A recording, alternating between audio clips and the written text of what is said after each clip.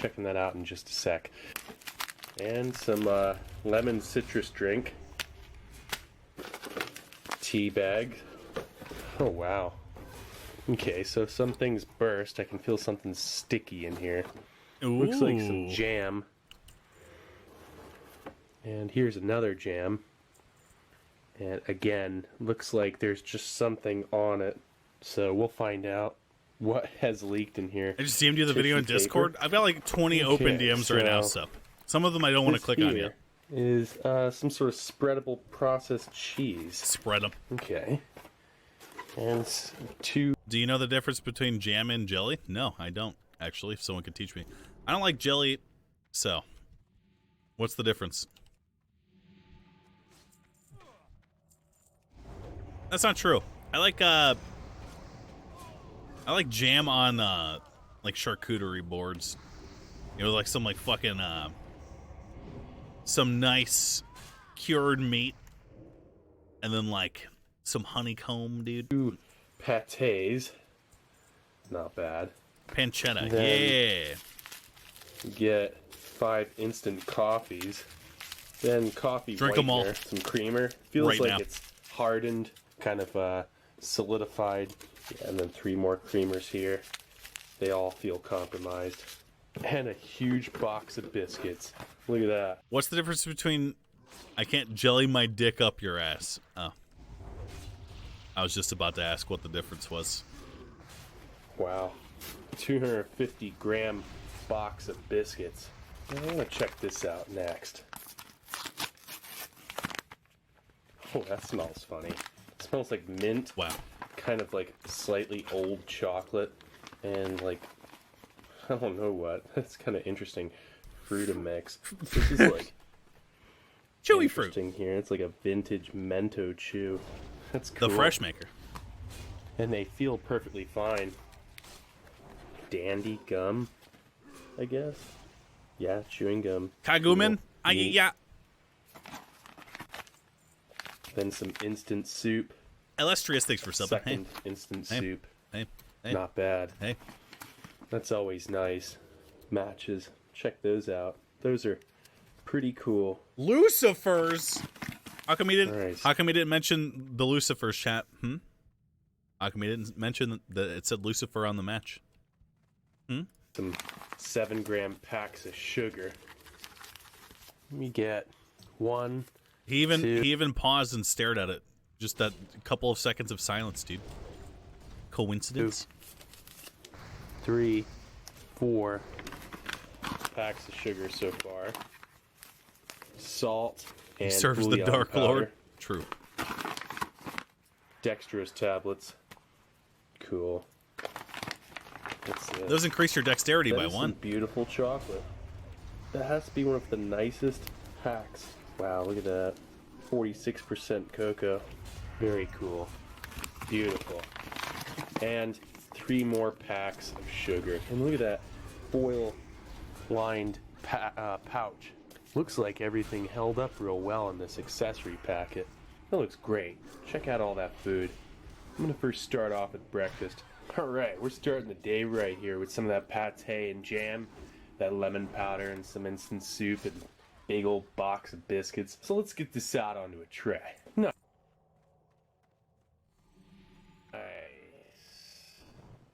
And I want to start out with those biscuits. And hey, look at that. That just gave away its date. March 23rd, 1985. Wow, definitely going back in time with this one. Okay. Maybe he eats them to consume the memories of the past. The biscuits smell okay, but then again, they're in a foil pack, so... Looks like you get 6 packs of That's your biscuits. birthday? And I'm going to use 2 for each meal. Are you an MRE, dude?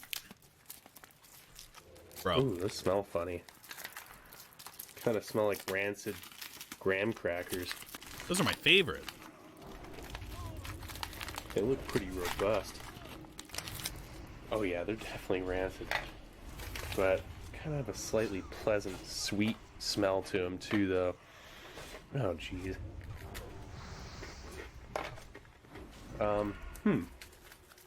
Well, That's kind of weird. Well, wait. To obtain There's, war like, experience phases to of become the flavor to ultimate that. soldier? Of course. I mean, Mr. there's Bones, thanks definitely for some subbing. Hey. rancid oils to it. But then there's like a nice little rye and lightly sweet undertone. I mean, I can tell you that these things, they used to be amazing. I mean, they're not much now, but... They were never much, check out Steve. this pate. Come on, man. I can't imagine this being all too good. Oh my gosh, look at that. It looks... Okay. Pony Montana, Bearded Fury, Squirtle Squad. Hey, thanks for subbing. Dipsy for subbing. Squirrel Squad's the cool episode of Pokemon. Doesn't smell okay, I mean, though. the episode with the cool Pokemon from the anime Pokemon. Oh, that's making me wheeze. Yeah, the pate's, yeah, that's a no-go. What? Pate's definitely been seen better days. Let's check out this, now that's nice. Lemon Don't be a chowder. bitch, Steve. Yeah, the pate, wow. Does it say 1978 Type B? Who knows when this was made? I think this was made I can't January decipher it. 1978. I'm not sure. Hey, I guess it makes sense. The pate. Oh yeah, it literally is making me wheeze. Like there was just something. Well, I don't know. Oh yeah, it smells like the. Oops. Oh, look at that. That's nicely caked up there. And Ew. spots. That looks like vom. It smells funny too. It smells like vomit. Well, gonna definitely go for some coffee. Hopefully this is still good. I got high hopes. Some Dutch. Actually, this is Dewey Egberts. Wow. Hey. The fuck is that? So let's see how this is looking. Now that's nice. No, it's not. Don't you dare think there's something extra early or something? Hey, I like when know. that happens. We're definitely going to be adding both packs. Because I can imagine that's probably good for about 6 ounces right there. So we're going to go both. Smells nice too. That's a taster's choice kind of way about it. Now that's nice. Total 14 grams of sugar. Drogan, thank you for subbing. Hey. Hey. Dutch coffee is great. Now You know what? that's You know what's nice. great? American coffee. You guys are so you're like, "Bleh, bleh, bleh, bleh, bleh, bleh." How about you guys be proud Americans for once and take honor and pride in where you're from? Skip the creamer, considering it was pretty well caked up. Hey, let's check out the cherry jam. You disgust I me. don't know how this will be, but hey, look at that. Looks fine. Kind of weird and swelled. Like there's some sort of like weird buildup and layer under it, like air. I want to pop it. It's like a bubble. Here, let's check. Let's poke it. Yeah, look. Oh yeah, it like caved in. There was like air. Oh no, I pulled the other pack. No! Huh. Tastes fine. No! Okay, so we'll check out the other one here, which looks like cranberry. Or maybe that's a That's the thing that bursted that he mentioned earlier. red currant. God, that looks so gross. It's blood. They both have gotten dark over time, that's for sure. Yeah, let's check out that soup. Andy this D says, This I am is soup mix. homosexual MOONMOON. Thanks. It's Good to know that I've got a clone out there pretty somewhere. gnarly. Oh, yeah. It's just an old dry milk smell deluxe. And it's its own weird kind of deal Do I watch sports? No. No. I'm not a loser, dude. going on, you know. Old dry I bet you milk watch that- football. You don't know the Nerd. smell. You don't know how to recognize it. It'll actually be dangerous. It could literally kill you. I bet you enjoy baseball. That right there, don't know Loser. what's in it. But I can tell you this, I've had old dry milk before, and it always makes me throw up within about an hour. What the fuck? Maybe 2. But I always get it out first. This One guy time I pukes a left lot it after in MREs, I just my found out. system too long and got the cold sweats that night. Now that's nice. worse. What the fuck? We just learned about the dark so side of old MRE eating, dude. Look at the little bits, like, floating around in there at the bottom. Not even little bits, like huge chunks. Now that's mixing all that well. Bear Talks, let's try thanks for that God again. subbing. And Albino Rhino, thanks for subbing. Eh. Oh, Everyone type well, that's Pepe P definitely for the turned God a sub. little bit. Oh, wow, I he mean, drank it. I've had Dutch lemon drink before, and it's, you know, delicious. That's Wookie Man, thanks for spoiled. subbing. We've already That's played like subbing. B vitamins or something that I've turned. I don't know what. Let's check out the. Oh, ooh, separation. Yeah, I gotta try this out. Oh, wait. That's nice and sweet and tangy. The juice part. Doesn't my WoW character the look thin omega part, cool, chat? This part is good. It tastes like juice. The other part is boring. It tastes like just a gelatinous nothing. So it's like separated. And I can imagine this is about the same. Oh my god. No, that's not the same. That's... I don't know what happened there. It's kind of sweet and spoiled. Like, it's got that Looks omega gay. really weird Oh. bitter and musty kind of flavor to it. I don't get that. That's just not appetizing whatsoever. So let's check this out while we're at it. Oh gosh, look at that floating thing. Oh, yeah. Yeah, it's definitely not even gonna try it. The smell is so off-putting. I can definitely, yeah, it'd make you sick if you consume that. You would definitely get sick, and I don't have health insurance still, so. What? This video is like a very... Dude, he's revealing a lot of personal info right now, Twitch chat. First, we found out that he vomits routinely after eating MREs. Then he was like, this is not even the worst that I've ever had. And now he doesn't have health insurance. We're learning a lot about our mans right now, dude. I'm not gonna mess with it. Sad that lore. coffee, though. The coffee's yeah, see, the coffee's smooth. This is good. Now that's nice. Oh yeah, makes me want to take another bite of this weird biscuit. Leopold Blue? Hey, see, Boom. that's Dino fine. Annie, thanks for subbing. Hey, Well, what up? what Spendies is in, still lads. edible so far for breakfast? The coffee, crackers, maybe this jam, the red currant. That's it. The rest of it is a Leopold Boom extended their tier 1 subscription through December. What? How did you do that? What the no-go. fuck? Okay, so I What the decided hell is to put that? lunch and dinner together. Let's get this out on Everyone the track. extend your subs for life, please. Alright, so I want to first start with the peas and pork and potatoes. Gonna open this up the old-fashioned way. Make sure I face it away just in case. No hiss. Okay, cool. No hiss at all. Nah? Yes. Oh man, there's a rush of... I just smell peas. That's E. the first thing I smelled. The pee-pee? Like, serious peas.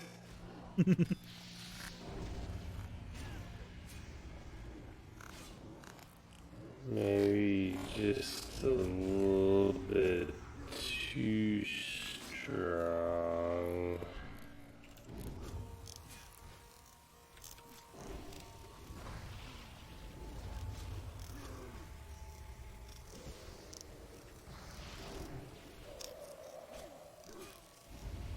Look, I got a dress. Oh, it went away.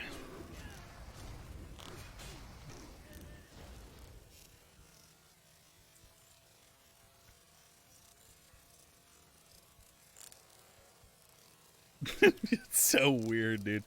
I'm getting unnerved right now.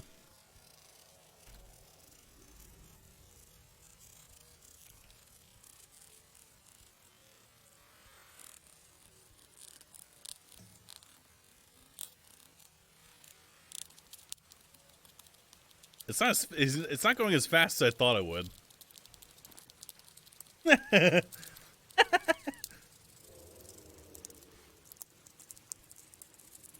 It doesn't feel anything like Okay. that. See how it's looking. About a 30-year-old meal. Pizza time. Wow. Kind of a surprise. Smells pretty metallic though. looks okay. Smells a little bit funny. Alright, so that's actually looking halfway decent, but then again, it's like 30 years old. It smells pretty metallic too, and I'm just not. Oh, yeah, it's pretty weird smelling, but I don't know if it's still edible or not. I just don't trust something that's not smelling Pizza time. right. Blap Blap, And thanks for getting when 5 it subs. has that- Very cool. Like, it smells like it might have still been perfectly. Who would ensure this man to be fair? You just lied, dude. Yeah. You shouldn't feel bad about lying to health insurance people. Edible, like They're the worst just kind a of human couple beings. years ago, but okay, so yeah, I want to. That's fraud. Listen to that. All right, so What's worse, Twitch chat? Building an industry around selling people health insurance and denying people health insurance, or lying to the people who are running a racket? this actually still looks okay. I mean, Just think about it. I don't know. Let me just first start with just a little bite without the meat. First, Yeah, just tell it kinda to the gauge judge. it. I'm not saying I've lied on my health insurance. It's kind of hard to tell. I mean, all right, let's check this out. His hand's trembling because he knows he's gonna beat off into his food later. You know, well, no, you know what? Actually, yeah, that's giving like a really strong flavor of peas. I mean, I guess because there's a ton of peas there. Good.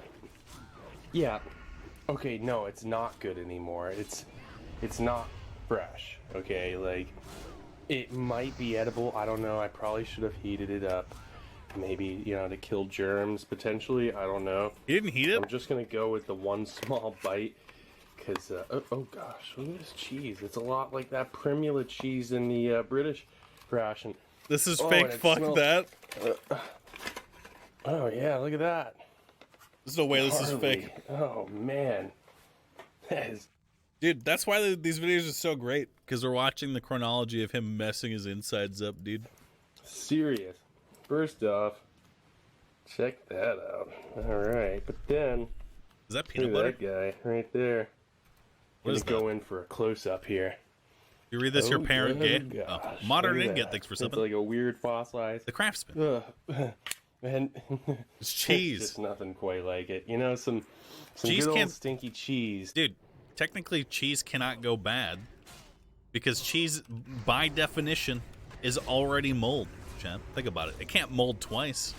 To set you straight, I'm gonna throw this pack of crackers to the side, and we'll just go with one pack here. Don't necessarily need both. The crackers so Think far about it. are like one of the few good things. I mean, we'll see though. We'll see what else we've got here. That What about maggot I cheese? need a piece of cracker. What the fuck is maggot cheese? You mean cheese with and maggots that in it? didn't taste all that great at first compared to some of the other stuff. And it's funny how the cracker's like really good. Don't now. look it up. Alright, Maggot let's check out that cheese. tea. They give you 2 tea bags or just one? Looks like just one. Traditional Nice. Sardinian sheep Smells milk delicious. cheese that Wow, contains this is live really insect good larvae. quality smelling tea. Cool. And you know what? I'm just going to. We know this is no good. I'm just going to keep that sealed. Wow. And with the rest of this That's water, really I'm gonna, gross. check out that bouillon powder.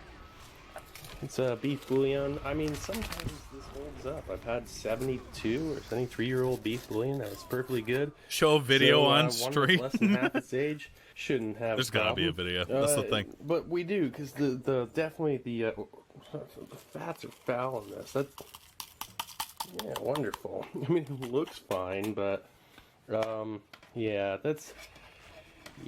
there's fat separation, and no, those are just herbs. Actually, that's not fat separation. That's actually How's this- kind of nice. How's this guy gonna pronounce every word wrong, but then he's gonna say herbs right, dude? Come on, man. So look at that. That's not fair. The herbs on the top. Let's mix it with some dirty spoon here. That's the way to go. Dude, can you guys think about maggot cheese for a second? How soft it probably is to bite into, and then you catch a little bit of the maggots wriggling on your tongue when you go to swallow it, dude. But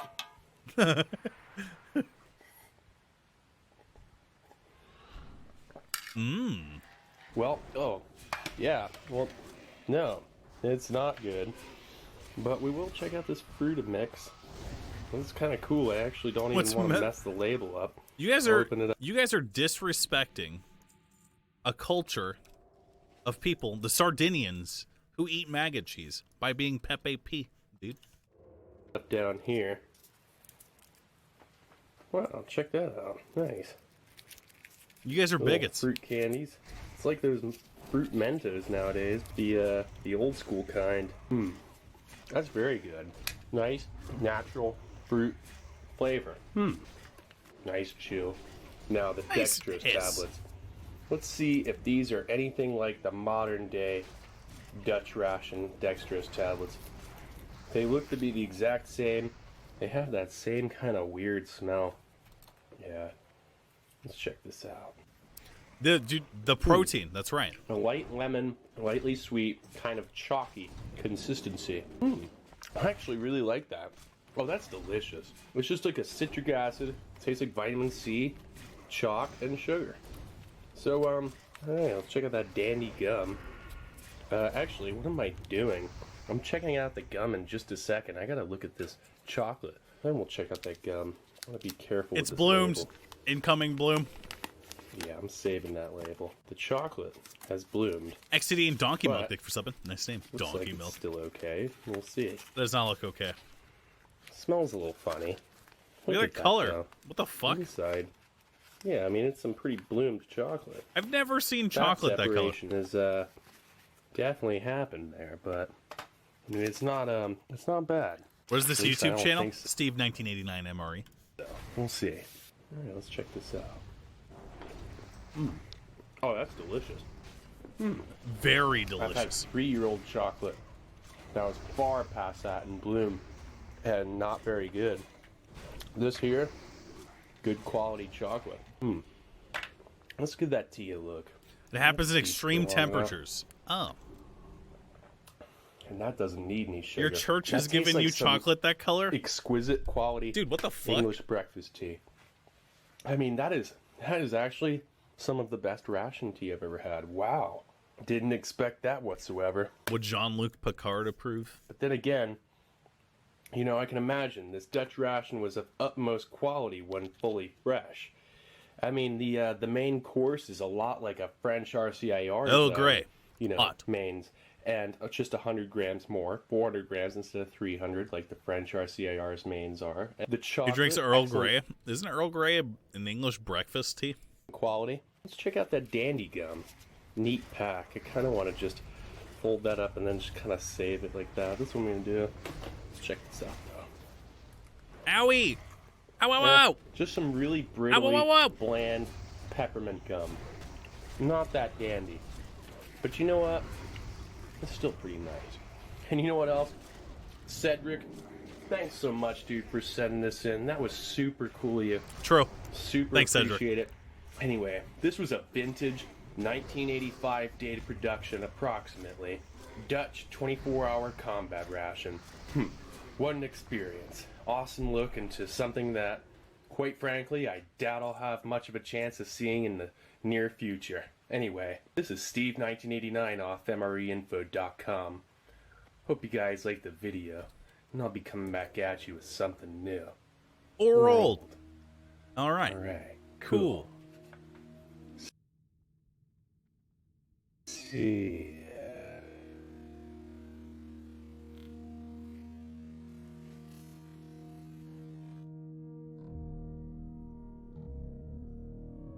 Bam, bam, bam, bam, bam, bam, bam, bam. All right, let's watch something else, chat. I'll take chat suggestions now, dude. Send Steven MRE. I don't have MRE's friend.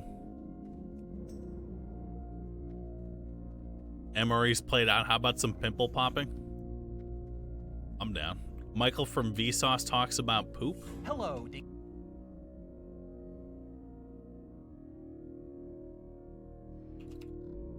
Michael from Vsauce is balder than I am somehow. That's impressive. Hello, dinglings. My name is Michael, and today we are going to discuss the Monty Hall problem. I don't know what that is. But why? Why should anyone discuss the Monty Hall problem? It has been discussed ad nauseum. There are so many articles and videos about it that are fantastic, including Kevin's recent video about paradoxes on Vsauce 2. Check that one out, please. Does the world really need another discussion of the Monty Hall problem? No. But maybe it does. You see, I believe that true understanding comes from listening to as many voices as possible, discuss something from as many perspectives as possible. And so the more people you listen to talk about the Monty Hall problem and why its solution is what it is, I believe through osmosis, the greater your understanding will be. What is Monty Hall? And lately, for the last few weeks, I have been driving around on my commute to and from the Vsauce office, talking out loud to myself about the Monty Hall problem. If you see me talking to myself in my car, I'm not on the phone. I'm Monty Hall problem. It's a brain teaser based on... Hang on, I'll read it in a sec. Based on an American television show, Let's Make a Deal, named after its host, Monty Hall. Problem was originally posed that it's solved later in a letter by Steve Sullivan to the American statistician, blah, blah, blah, became famous because of the reader. Blah, blah, blah. Was during a game show, given the choice of 3 doors. Behind one door is a car, behind the other goats. You pick a door, say number 1, and the host who knows what's behind the doors opens another door, say number 3, which has a goat. Then it says to you, do you want to pick door number 2? Is it to your advantage to switch your choice? literally This isn't about explaining poop. the Monty Hall problem to myself, honing in on the best way to You lied to intuitively me. get it. And I feel like I have found an explanation that, well, that I like. I'm not saying it's the best one, but I wanted to share it with you in the spirit of understanding. You know, I never got into wacky science guys stuff, like Mythbusters and shit. I never really got super into it. Like the wacky science man's meme. So let's dive in. First of all, what is the Monty Hall problem? Well, it was named after game show host Monty Hall, who Oh my God. hosted Let's Make a Deal. Why did I Google One of the it? challenges he would put the audience to involved 3 doors on the stage. Door number 1, door number 2, and door number 3. Pay attention, Now, chat. This is on the Monty test. would honestly tell the audience member that behind 2 of the 3 doors was a goat. A goat, yeah. But behind one of the doors was a bunch of money. Let's say $1 million. Now, the audience member got to pick one of the 3 doors. And if they picked the door that had money behind it, they would get to keep the money. But if they picked a door that had a goat behind it, well, they'd get a goat. Nice. And they'd have to, like, take care of it and, like, You could travel trade that back for home 3 with it. chickens. And point is, you weren't supposed to want the goat. But goats are awesome. So I, in my version, have replaced the goats with pieces of poop. Fewer people want poop. Some still will, but the point is you're supposed to want the money. I If see. you pick a door that has poop behind it, you have to. I'm like the goat, immediately take more the poop invested. home and take care of it and feed it, all that normal poop stuff. So here we go. There's money behind one door, and there's poop behind the other 2. Hannah, pick a door. Door 1. Door 1. Okay, door 1. Awesome. Before I open door 1, I'm going to tell you this. It's good that you picked door number 1 because there's poop behind door number 2. You see that? There's some poop.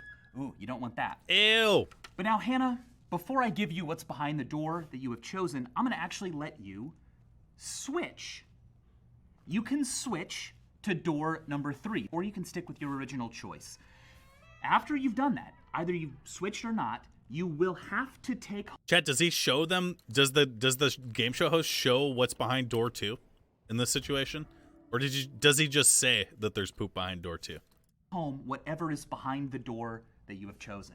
Would you like to switch or stick with your original choice? I'll stick with my chicken. Why?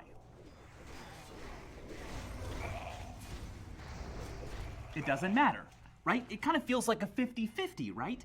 You know that there's no money behind door Now number that's 2, nice. which means the money's either behind door number 1 or door number 3. So you have I'm going to explain my thought process on this, right? The guess is a 33% chance at first, right? And the fact that you have survived the 33% chance and then go on to do another 50-50 means that you statistically have a lower chance of winning, right? Because you've gambled twice at that point. a 50-50 chance, right? I mean, why not just stick with your first choice? Because what if your first choice I'm was literally right. Oh. and you switched? Well, then you would really hate See,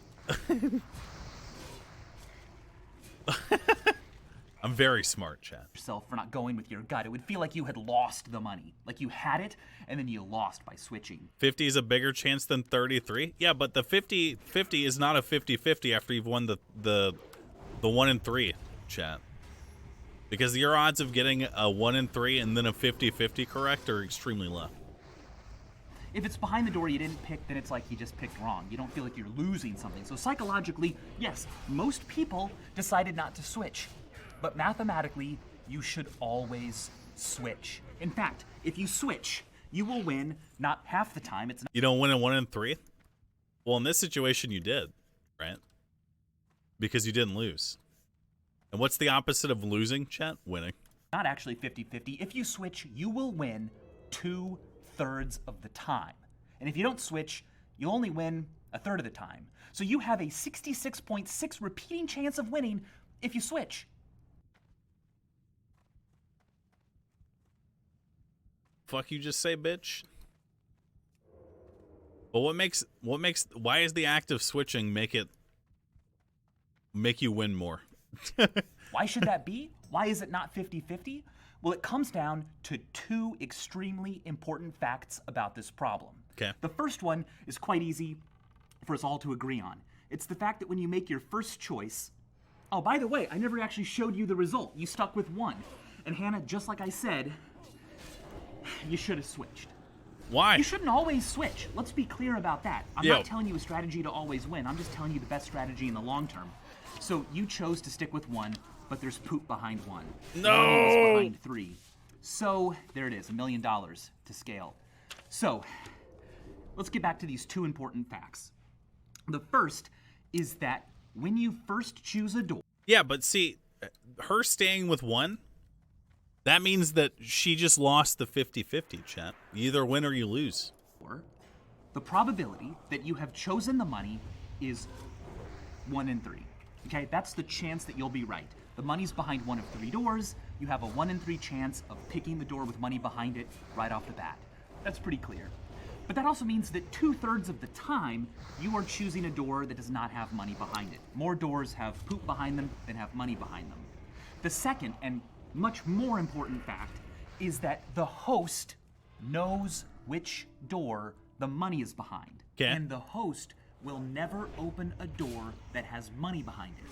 I believe most disagreements over the solution to the Monty Hall problem come from confusion over the rules of the game. So let's make them extremely clear. Okay. First, you pick a door.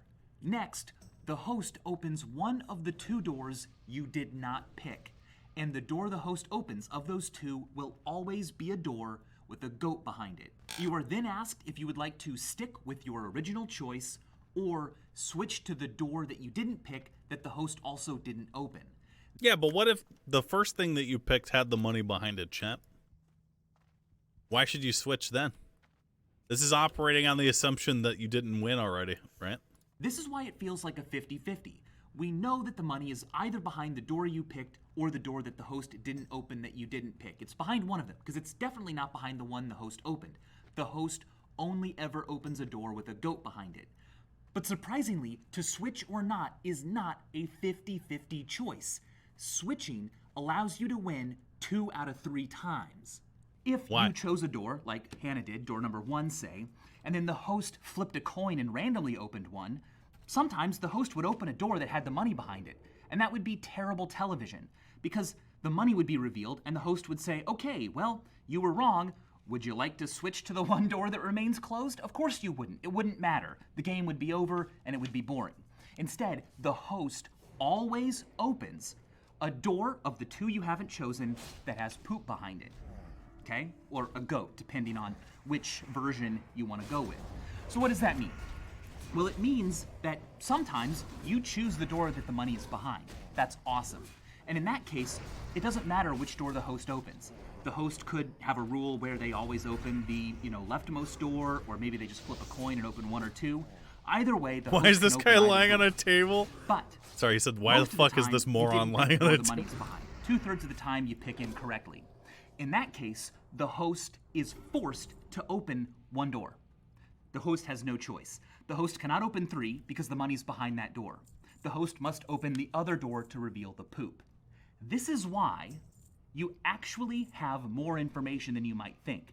The host is always avoiding the door with the money behind it. So, by looking at which door, when you have the choice to switch, is still closed, you actually know a little bit more about what might be behind that door.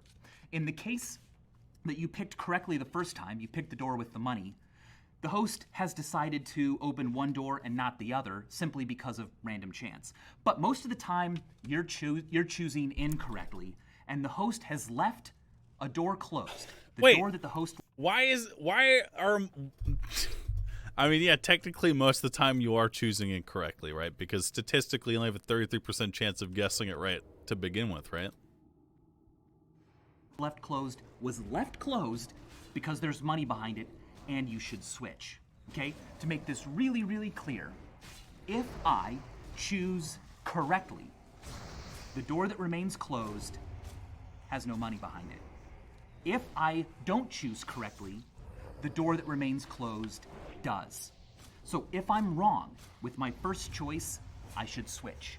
If I'm correct with my first choice... Look, chat, I'm just fucking with you guys, dude. I need you guys to know that. Look how hard they're spurring out every time I pause. But I will say that even my gambling philosophy is that I like the chick in this video. I will always stay with my choice, chat. I shouldn't switch. Okay? I will always stay. Perfect. Here's the thing. You choose correctly much less often. If we were to run many trials, you choose correctly much less often than you choose incorrectly. Because you're only picking the door with the money behind it 1/3 of the time. 2/3 of the time. So you're not fucking with us? No, I get what he's trying to say, chat, and I got it pretty early on. Every time I pause, the chat's like, shut the fuck up, he's explaining it. But if I were on a game show and the guy was like, do you want to switch after he opens the door? I'm going to say no. Time, you will have chosen a door with poop or goat. Maybe it's goat poop behind it. So most of the time, you should switch because the door that remains closed... You still don't get it? I do get it. I get it. I get it, chat. I get it. Very honorable of you. You lose. Chat, every time I go gambling, I'm up money, dude. Literally every time I've ever gone gambling, I'm up money. Okay? I've got a system. The money door. There's an analogy that I think makes this even more clear, and it involves a sack. I hit on 15 blackjack every time. All right? See, you guys, that's the difference between me and you. You guys don't hit on 12. You know, I do. This sack contains 3 marbles. 2 are white and 1 is black. We can say, let me put them on the bag. Great. Ugh. Okay, now, we can say that the goats are represented by the white marbles and the $1 million is the black marble. Who stays on 12? Twitch chat. Sorry, I meant to say 15. You guys won't hit on a 15, would you? Would you? Or a 16? The black marble.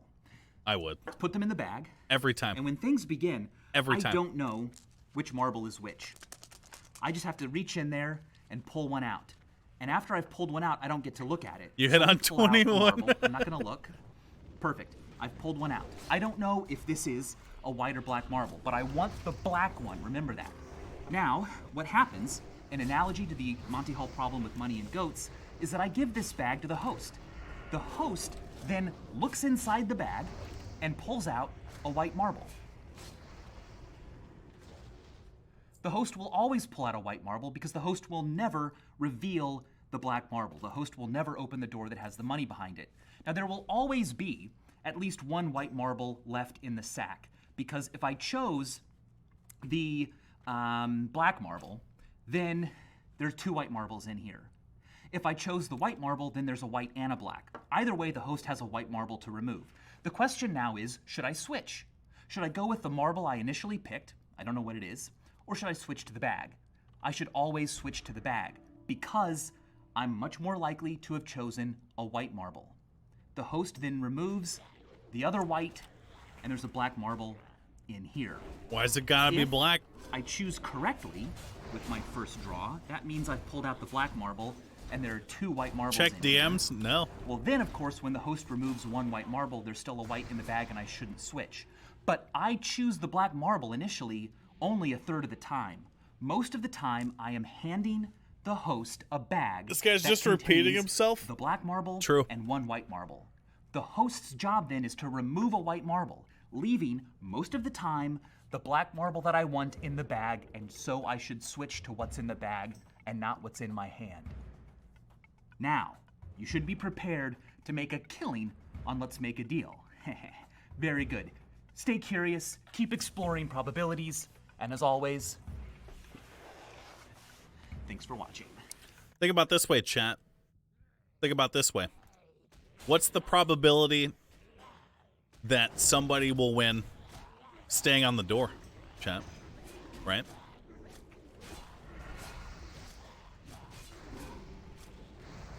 One in 3. 33%, right?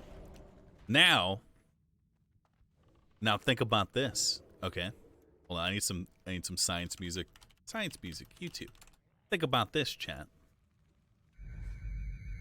Alright. Moon's Theorem, Part 4. Now think about this.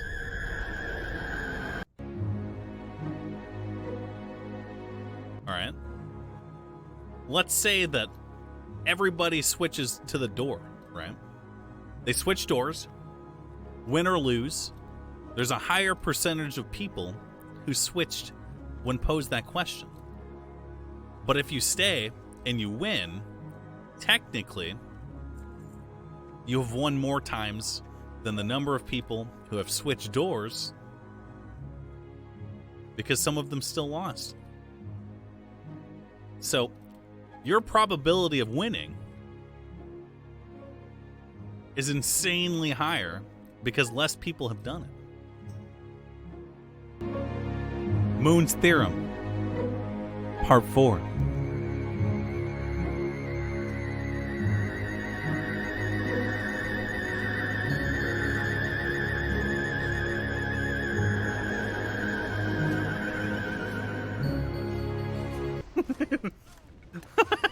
Oh, yeah. Oh, I'm Grr, baby, grr. Get it? It's Borat.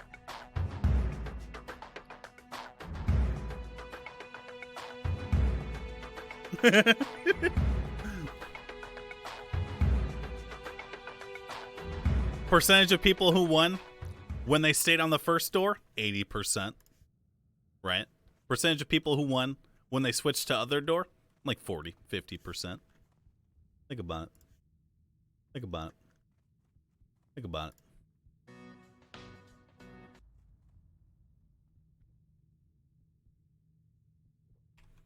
Think about it, dude. Think about it.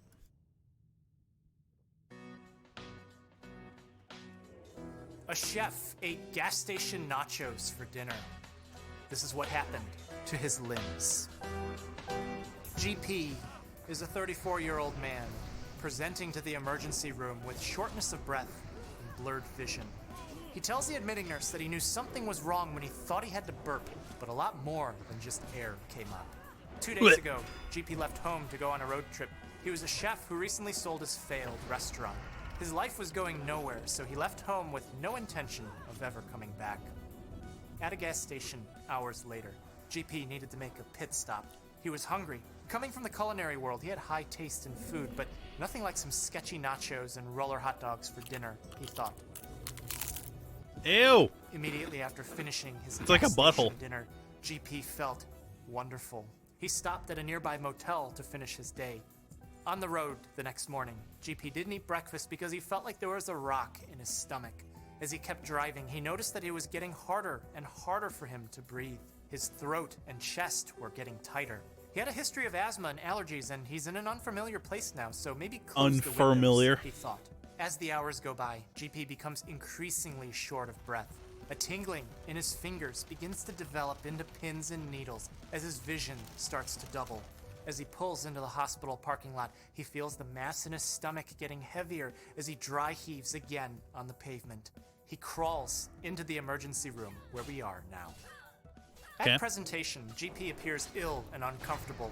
His skin is flushed and he complains of dry mouth. Both physical and neurologic exams seem to be normal. His heart rate is slightly elevated. This is His freaking blood me out. pressure You guys don't a have little any low. reason to freak If he's out, in dude. a place that he's never been to before, having eaten food that he normally doesn't eat from a place that he's never eaten at, then this kind of sounds like an allergic reaction, a little delayed in onset after eating his gas station dinner of nachos and hot dogs. This anaphylaxis So, why not say it was the hot dogs, right? is pretty easy to treat as the medical team starts to give him medicines for it. They start with diphenhydramine, also known as Benadryl. This blocks a chemical called histamine, which explains why it's harder for him to breathe now. Histamine is released when the body finds allergens, which is something that causes the immune system to react inappropriately. Inappropriately in that it causes the blood vessels to dilate, allowing more of the immune system to enter the site to react with those allergens. And the swelling is happening to his tongue. It's closing up his throat. It's Sick making it Adam's harder apple, for dude. him to breathe. So blocking histamine should stop this from happening. If his blood vessels are dilating, then we need to constrict them. So GP was also given epinephrine or adrenaline to tighten up all his blood vessels, causing vasoconstriction to counteract the vasodilation because of his allergic reaction. He was Yes, I see. rehydrated with intravenous fluids as he seemed to recover. But several hours pass. GP's vision starts to double. He describes what sounds like heartburn to the nurse. 2 more hours pass and an oral antacid solution arrives from the pharmacy for him to drink. This tastes like chalk, he thought. I've had I that really before. Don't want to drink this, When I had he thought. Omega heartburn. A few sips and another hour in. GP is physically no longer able to drink the rest of the mixture as he becomes unable to swallow. He frantically tries to signal this to the nurse because he's no longer able to speak now. Immediately, the medical team reevaluates GP as they draw blood from him to test. He can now only communicate with them in writing. He tells them that he feels like he's suffocating. His eyelids start to droop as his heartbeat is now a little bit elevated, and surgery and neurology doctors are called in. A new examination finds that GP's reflexes are still normal. His senses are still intact, but the muscles of his eyes now have some weakness on abduction. An MRI of his brain returns. What is normal. abduction? Nothing's wrong here. Over the next 3 hours, a wheezing sound could be heard from GP as he tries to breathe. Weakness of his face and tongue worsen as breathing becomes dangerously shallow. An examination of his throat finds that he's unable to swallow not because it's swollen, but that the muscles of his throat are actually paralyzed, meaning that whatever is happening to him, it's definitely not an allergic reaction. Weakness in his arms and legs were found as he's admitted into the intensive care unit. At 36 hours after eating his gas station dinner of nachos and roller hot dogs, GP is no longer able to use his arms and legs. He's no longer able to breathe on his own as he's intubated and a tube is put down his throat for a machine to breathe for him. He can still hear. It looks like he can still respond to pain, but he's now trapped in a body that can't breathe for itself, that can't speak for itself, and can't move Chat, just don't eat fucking gas station hot dogs. Why are you guys freaking out right now, dude? by itself. This rapidly progressive, generalized weakness descending from the muscles of his eyes to the skeletal muscles of his limbs gives the medical team some clues as to what's happening. GP's brain MRI returned normal. The weakness that he developed was symmetric, meaning that it was about equal on both sides. Together, this means that there I've heard that before when I had shingles. probably isn't anything wrong with his brain or his spinal cord, something that we would call a central cause of acute weakness. The central nervous system is made up of the brain and the spinal cord, and it's responsible for the senses. GP can likely hear the medical team. He can likely feel the medical team, but he can't speak to them because his throat is paralyzed. He can't see them because he can't open his eyes. He might be able to smell them, but he can't breathe on his own because those muscles don't work anymore, too. And Wow. because the peripheral nervous system operates on the muscles, then this could be where his problem lies. But how did this develop? In the emergency room, medical staff saw his problems progress from nausea and double vision, shortness of breath, to being unable to swallow, unable to speak, descending rapidly to muscle paralysis. This is If he scarier no than the longer has monster who wants to control drink over your his motor pee. function, then this means that the problem could be first coming from his nerves only, it could be coming from his muscles only, or the problem is from the junction of where the nerves connect to the muscles. There aren't too many things that are a problem of just the nerves that cause muscle paralysis and doesn't affect the brain. Monka Polio Giga. is a virus that destroys the nerves and causes paralysis. West Nile virus does it too. But these are just like any other infection at first, meaning that it would cause things like a fever and respiratory illness lasting a few days before causing motor dysfunction.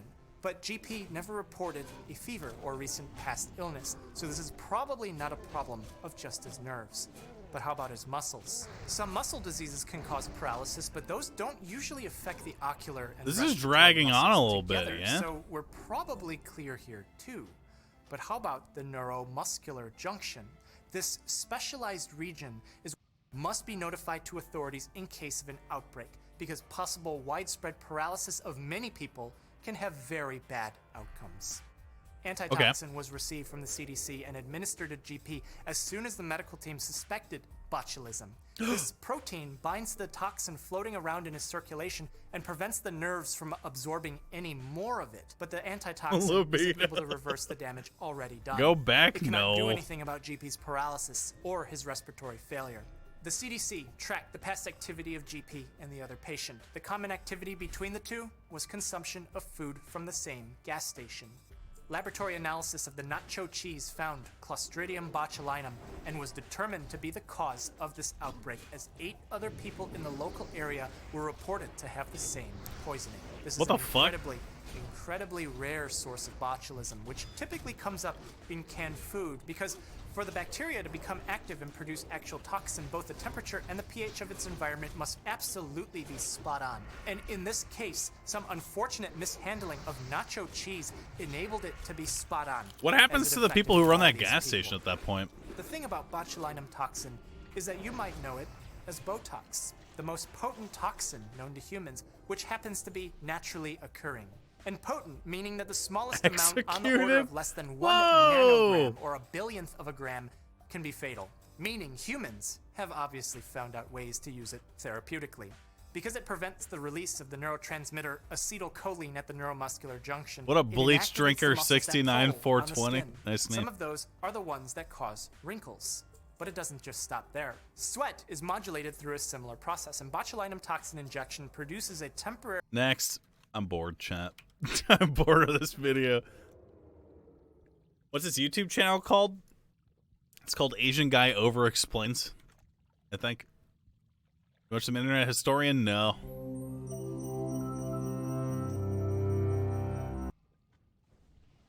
So once a beetle...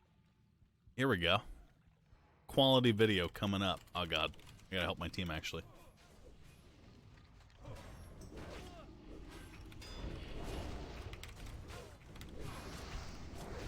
Hold up, lads.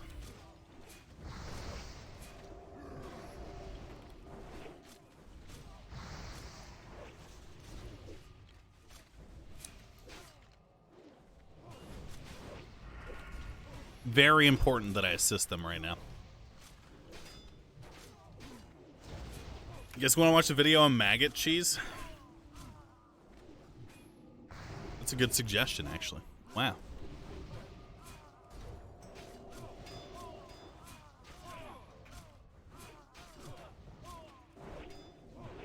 Holy shit.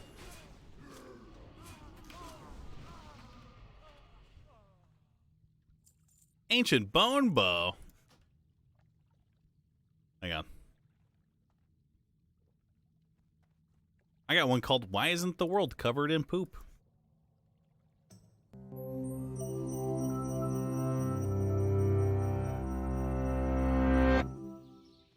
Somewhere near you, an animal is defecating.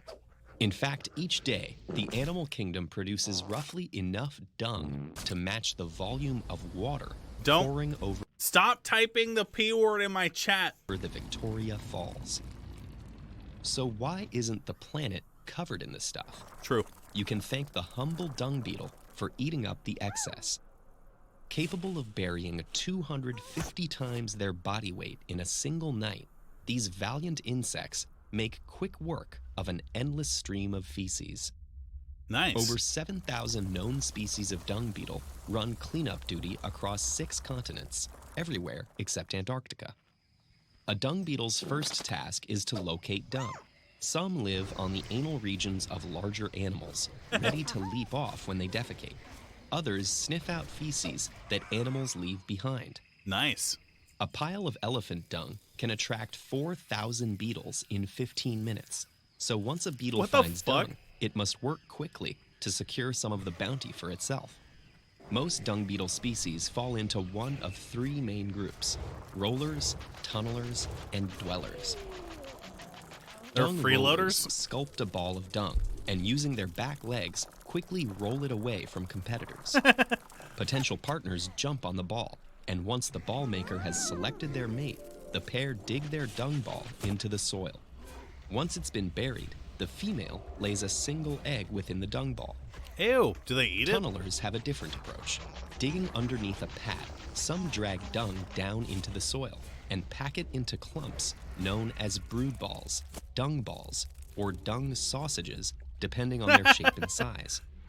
Male tunnelers sport a spectacular array of horns to fight each other for control of these tunnels, which they then defend until the female's laid her egg.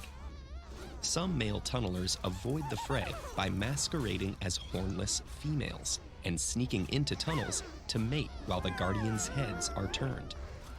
The third group of dung beetles, dwellers, take the most straightforward approach, laying their eggs directly into a dung pad. This makes their offspring more assembling vulnerable the to cadavers predation than those of the tunnelers and rollers.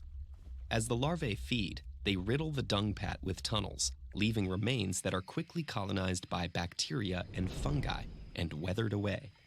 Inside a tunnel, ball, or pat, once the larvae hatch, they consume the dung before metamorphosing into a pupa and then an adult beetle. Can we watch you reacting to React videos? Yeah, man, after this. Besides clearing dung, the actions of these beetles have considerable ecological importance.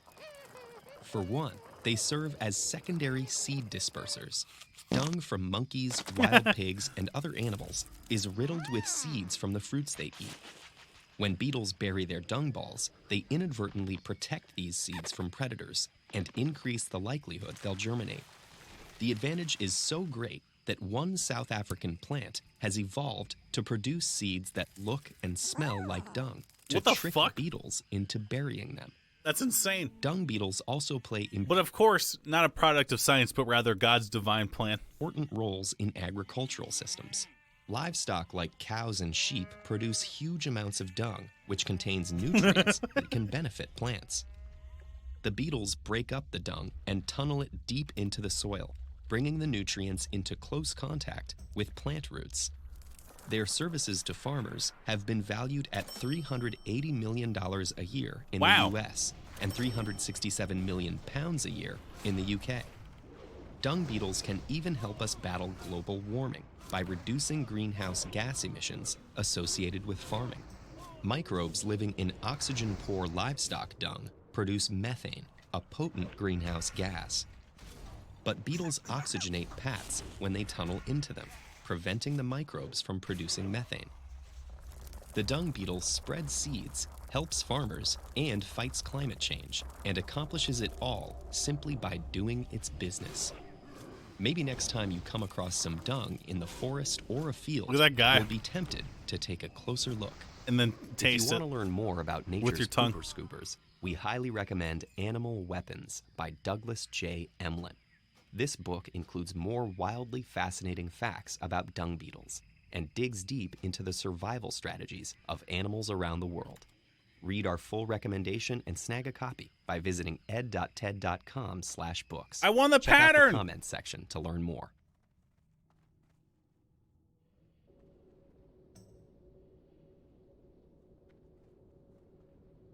Wait, how much does this pattern sell for? The Robe of the Void one. Garbage vid. Hey there, and welcome to... Why do you hate poop, sir? Strange answers to the psychopath test. What the fuck? Alright. Monka Giga.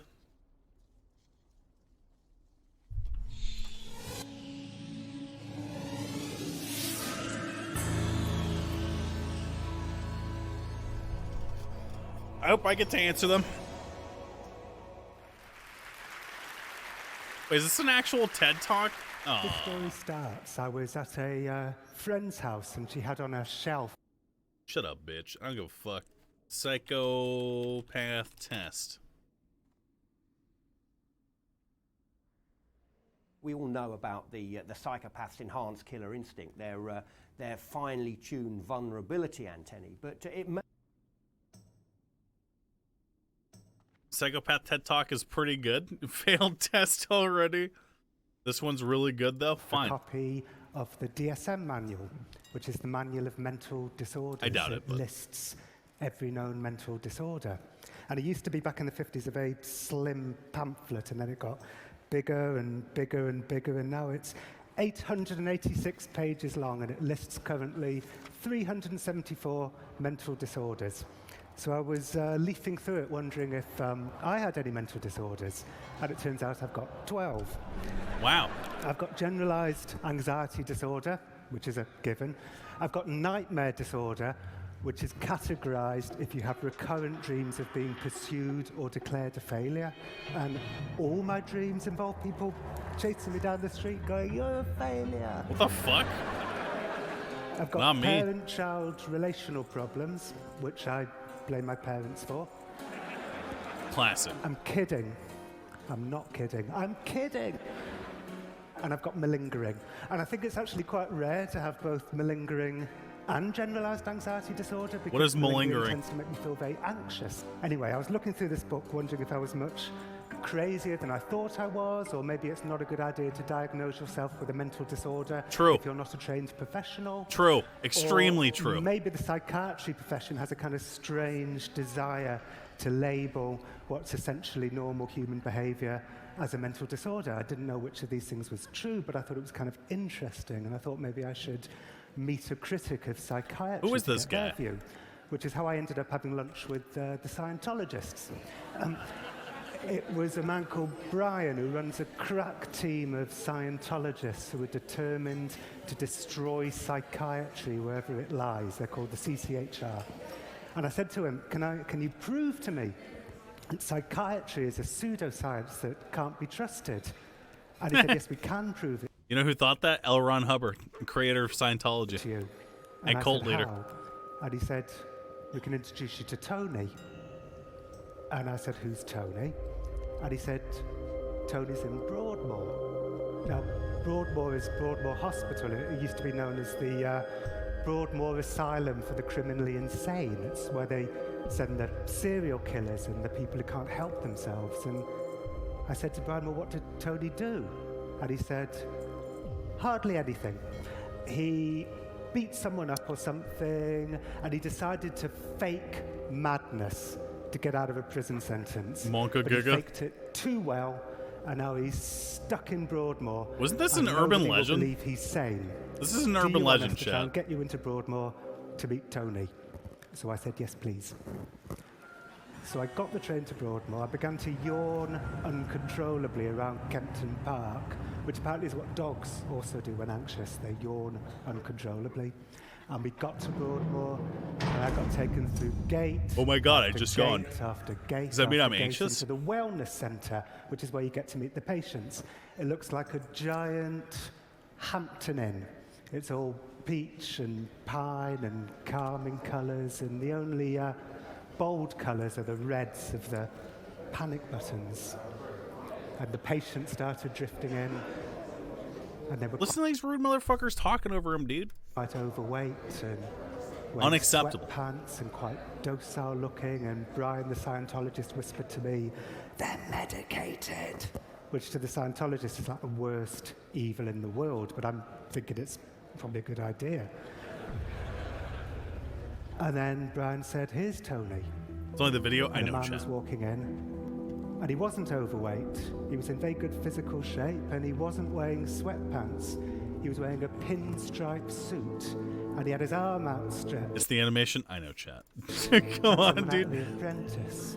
He looked like a man who wanted to wear an outfit that would convince me that he was very sane. And he sat down, and I said, "So is it true that you faked your way in here?" And he said, yep, absolutely. I beat someone up when I was 17, and I was in prison awaiting trial, and my cellmate said to me, you know what you have to do? Fake madness. Tell him you're mad, you'll get sent to some cushy hospital, nurses will bring you pizzas, you'll have your own PlayStation. So I said, well, how did you do it? He said, well, I asked to see the prison psychiatrist, and I'd just seen a film called Crash, in which people get sexual pleasure from crashing cars into walls. So I said to the psychiatrist, I remember that movie. I get sexual pleasure from crashing cars into walls. And I said, what else? He said, oh yeah, I told the psychiatrist that I wanted to watch women as they died because it would make me feel more normal. And I said, where'd you get that from? He said, oh, from a biography of Ted Bundy that they had in the prison library. Anyway, he faked madness too well, he said, and they didn't send him to some cushy hospital. They sent him to Broadmoor. And the minute he got there, he said he took one look at the place, asked to see the psychiatrist, said, there's been a terrible misunderstanding. I'm not mentally ill. I said, how long have you been here for? He said, well, if I'd just done my time in prison for the original crime, I'd have got 5 years. I've been in Broadmoor for 12 years. Tony said that it's a lot harder to convince people you're sane than it is to convince them you're crazy. He said, I thought the best way to seem normal would be to talk to people normally about normal things like football and what's on TV. I subscribed to New Scientist, and recently they had an article about how the US Army was training bumblebees to sniff out explosives. So I said to a nurse, did you know that the US Army's training bumblebees to sniff out explosives? When I read my medical notes, I saw they'd written, believes bees can sniff out explosives. He said, you know, they're always looking out for non-verbal clues to my mental state, but how do you sit in a sane way? How do you cross your legs in a sane way? It's just impossible. You know, when Tony said that to me, I thought to myself, am I sitting like a journalist? Am I crossing my legs like a journalist? He said, you know, I've got This is a comedy skit? Stockwell Strangler on one side of me. I don't think so.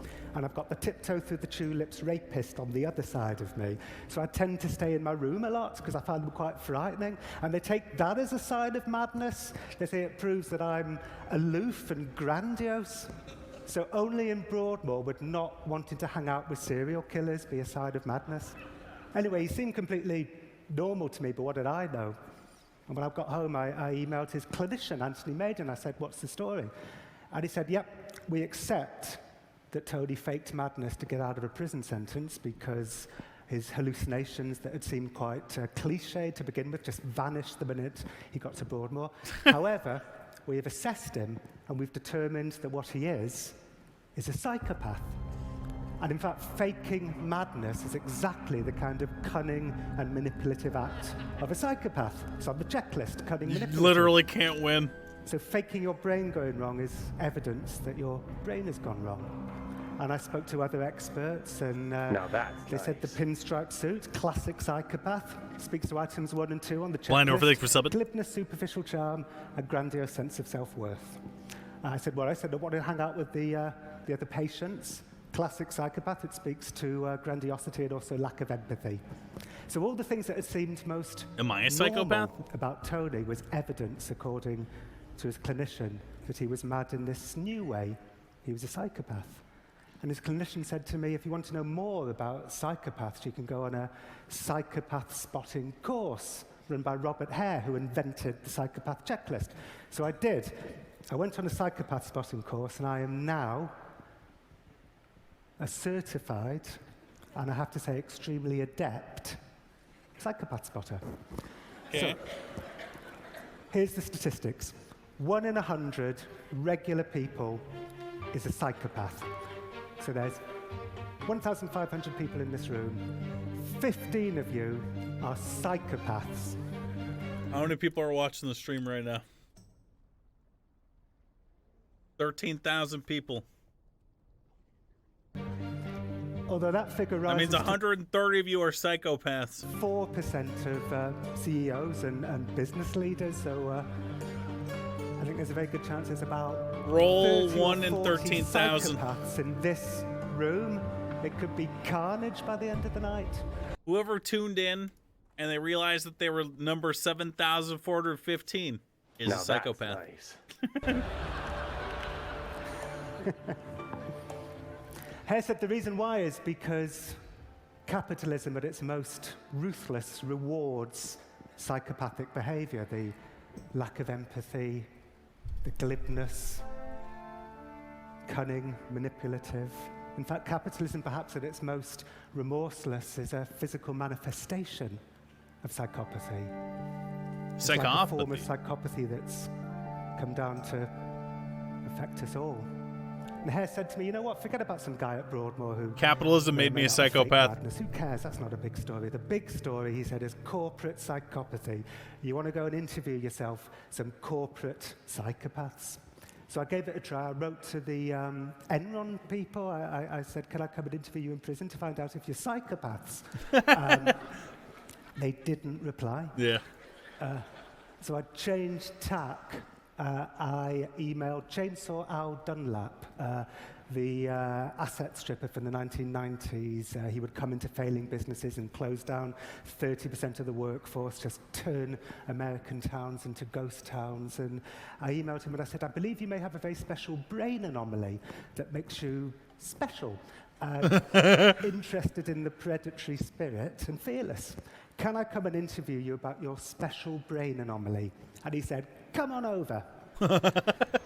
So I went to our Dunlap's grand Florida mansion. It was filled with sculptures of predatory animals. There were lions and tigers. He was taking me through the garden. There were falcons and eagles. He was saying to me over there, you've got sharks and more. He was saying this in a less effeminate way. You've got more sharks and you've got tigers. It was like Narnia. And then we went into his kitchen. Now, our Dunlap would be brought in to save failing companies. He'd close down 30% of the workforce. And he'd quite often fire people with a joke. Like, for instance, one famous story about him, somebody came up to him and said, I've just bought myself a new car. And he said, well, you may have a new car, but I'll tell you what you don't have, a job. So in his kitchen, he was standing there with his wife, Judy, and his bodyguard, Sean. And I said, you know how I said in my email that you might have a special brain anomaly that makes you special? And he said, yeah, psychopath test. It's like Star Trek. You're going where no man has gone before. Let's take the psychopath test. I guess can't see it. It's transparent, Monka Giga. How do I make it not transparent?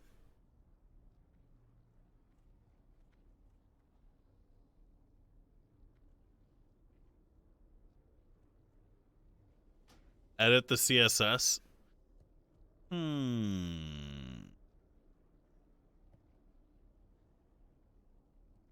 Finish the video. You guys are whiners, dude. I need someone to relink it. I don't know where it is. Hang on. I got it.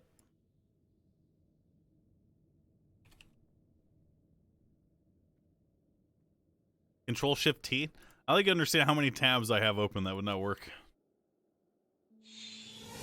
Enron people, I said, can I come of predatory animals? Like, for instance, one famous story about him, somebody came up to him and said, I've just bought myself a new car. And he said, well, this makes you... And he said, what? And I said, a psychopath. And I said, I've got a list of psychopathic traits in my pocket. Can I go through them with you? And he looked intrigued despite himself, and he said, okay, go on. And I said, okay, grandiose sense of self-worth, which I have to say would have been hard for him to deny because he was standing underneath a giant oil painting of himself. Sounds made up. He said, well, you've got to believe in you. And I said, manipulative. He said, that's leadership. And I said, shallow affect, an inability to experience a range of emotions. He said, who wants to be weighed down by some nonsense emotions? So he was going down the psychopath checklist, basically turning it into who moved my cheese. But I did notice something happening to me the day I was without Dunlap. Whenever he said anything to me that was kind of normal, like he said no to juvenile delinquency, he said he got accepted into West Point and you know, they don't let delinquents in West Point. He said no to many short-term marital relationships. He's only ever been married twice. Admittedly, his first wife cited in her divorce papers that he once threatened her with a knife and said he always wondered what human flesh tasted like. But people say stupid things to each other in bad marriages in the heat of an argument, and his second marriage has lasted 41 years. So whenever he said anything to me that just seemed kind of non-psychopathic, I thought to myself, well, I'm not going to put that in my book. And then I realized that becoming a psychopath spotter had kind of turned me a little bit psychopathic. So I was desperate to shove him in a box marked psychopath. I was desperate to define Where's this guy him by from? his maddest edges. And I realized, oh my God, this is what I've been doing for 20 years. It's what all journalists do. We travel across the world with our notepads in our hands and we wait for the gems. And the gems are always the outermost aspects of our interviewee's personality. And we stitch them together like medieval monks. And Sounds we Scottish. leave the Yeah, a normal little bit. stuff on Now the that's floor. nice. From Wales. And, you know, this is Oh. a country that Whip brother for something. overdiagnoses certain mental disorders hugely. Childhood bipolar, children as young as Oh my God, I don't 4 care. are being I don't labelled care. bipolar because they have temper tantrums. I get it. Which scores them high on the bipolar checklist. I want to take my test. Hang on. We're going to take our psychopathy test. Hang on, let's play some evil music. Goodbye. Goodbye. Ads by Google. Stop seeing this ad. Close.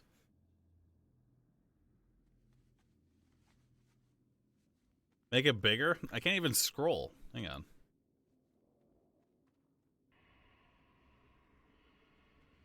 Alright, never mind. Yeah, if I'm going to do one, I'm going to do the other one. Because the other one is not infested with ads and shit. ADD much? I don't need that guy to wrap up and tell me that people get overdiagnosed with stuff. Here's the pimple popping video. Hang on. One sec. Remove the CSS.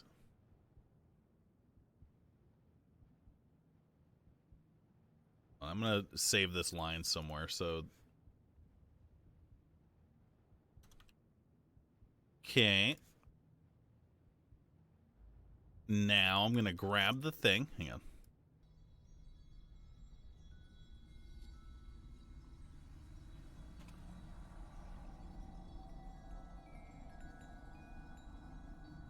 How's that look?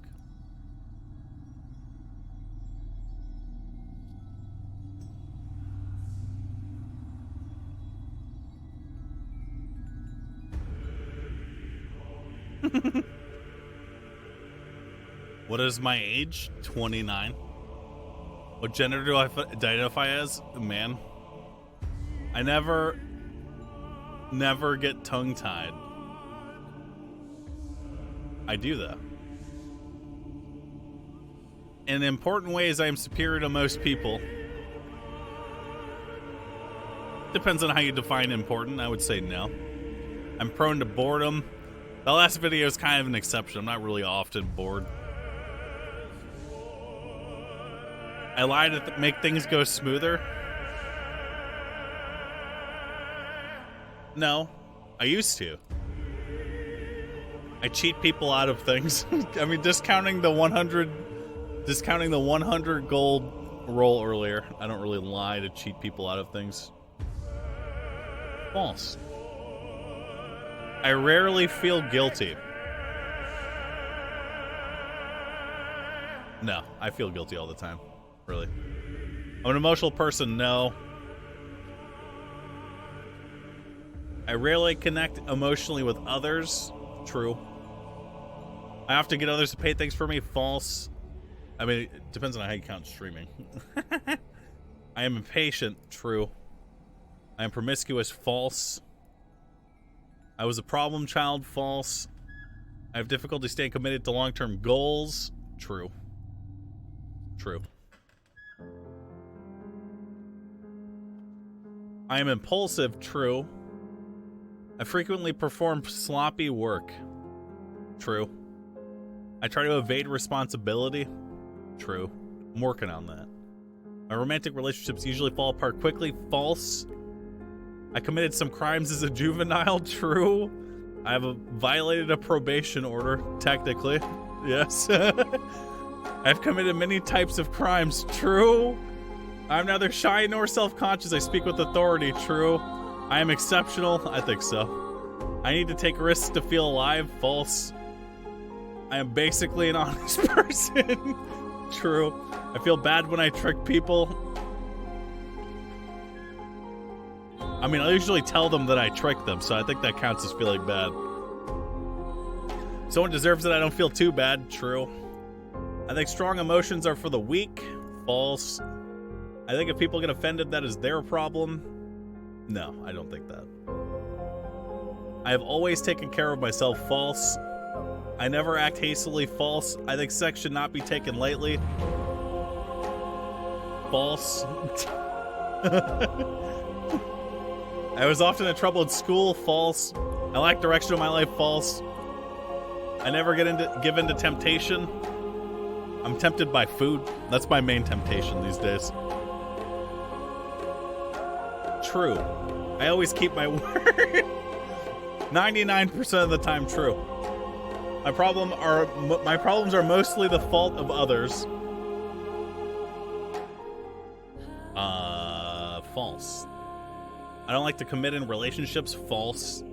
I was a bully in high school. False. I have been held in contempt of court. False. I am not, nor would ever be proud of getting away with crimes. False. I have been proud many times. You scored. What? What did I score? It's blank.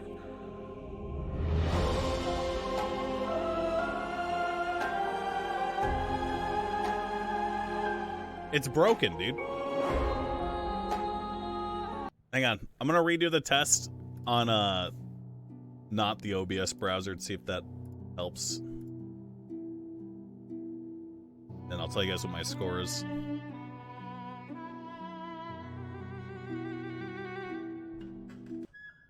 Not on the chart.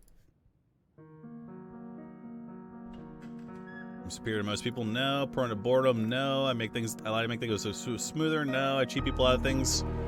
No. I rarely feel guilty. False. I'm an emotional person. False. Connect emotionally with others. True. I have to get people to pay things for me. No. I'm impatient. Yes. I'm promiscuous. No. Was I a problem child? No. Difficulty stay committing to long-term goals. What did I say to that one? What did I say to that one?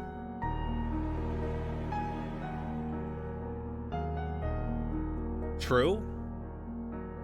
I'm impulsive.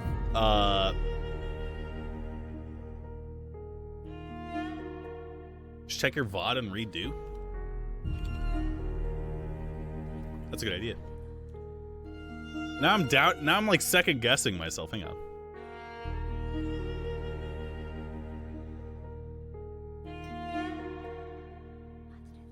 Hang on.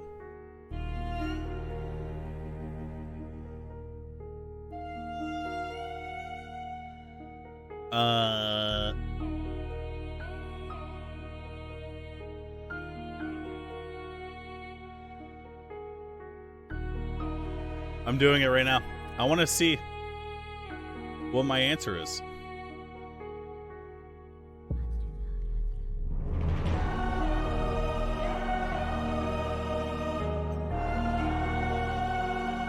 What is this music? Hang on.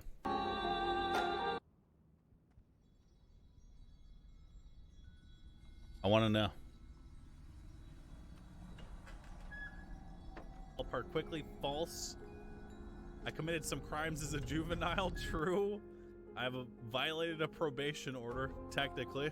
Yes. I've committed many...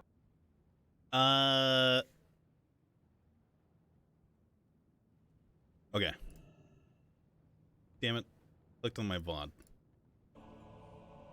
I have to get others to pay things for me. False. I mean, my romantic relationships usually fall apart quickly. False.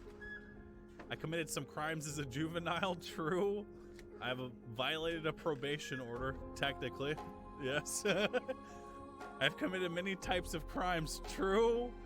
I'm neither shy nor self-conscious. I speak with authority. True. I am exceptional. I think so. I need to take risks to feel alive. False. I'm refilling it out. Hang on. I am basically an honest person. True. I feel bad when I trick people.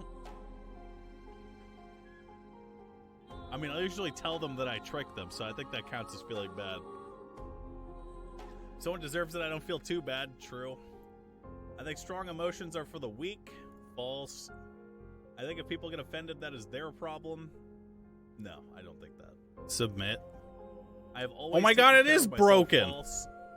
I never act hastily. False. I think sex should not be taken lightly. I got 5.5%. No, that's not what that means, friend. Scores above 30 indicate psychopathy. You scored blank is what it's saying. You have to pay to get an answer? No, there's not even an option to pay, dude. Can't remember his answers because they are lies. I just wasn't sure. I wanted to be 100,000,000% sure. I would say that I am not a psychopath. Velvet band again? Dude, what the fuck, bro?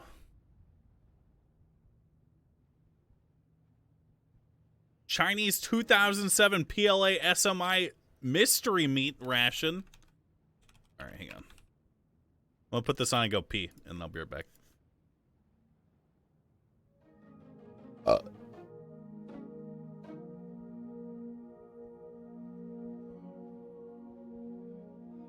This is a 2007 this is the one that gave him data botulism. production. Chinese People's Liberation Army single meal individual 300. BRBP. The SMI 300 is China's second generation self-eating meal.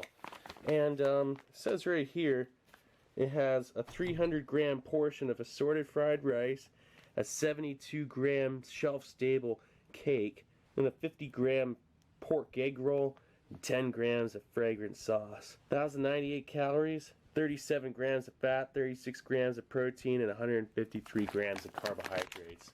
So this thing is definitely a full meal and a close equivalence to the US MRE, except for the fact it doesn't have any drink mixes. Anyway, let's check this thing out. Wow, how interesting is that? Check this out. This thing has its own little pack of pre-measured water in there. I wonder if there's anything floating in it. Yeah, there's little things floating in it. Cool. Yeah, like, I wonder if you can you see stuff floating in there? Nice. Anyway, so it's not probably super purified water. Or it just, after 9 years, maybe it started growing things. Oh, okay. Pork egg rolls. Check that out. It's even translated. That's pretty nice. Hot sauce. That's what was translated as fragrant sauce.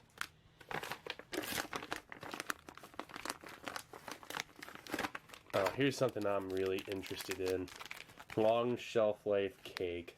Let's see if it's held up 9 years. See, this is the oldest Chinese ration I've personally found, so it's pretty interesting. You can find new ones pretty easily, but the old ones are not easy to find at all, especially in the US. Alright, let's get this laid out. Alright, looking good. We got our thermostabilized entree, and it has a protective foam cover. Doesn't look like it's held up too well, but yeah, not bad, not bad. And the long shelf life cake, egg rolls with pork, hot sauce, pre-measured water, and your little utensil spoon and little napkin. Looking good. Let's get this out onto a tray. Nice. Alright, so I want to get that thermostabilized entree going first. Let's Hey everybody. let's go for that. Wonder if it's double-sided. Yes, it is. Check this out. Ration heater on both sides, too. Not bad. This thing's going to heat very efficiently. If it still works. Alright. Does the video look weird after I removed the CSS, by the way? Weird water. The water smells kind of musty or something. Hey, bitch. What up, dog? What up, dog? Alright, now while that's doing its thing, let's check out the egg rolls with pork. I'm not a psychopath. Oh, boy.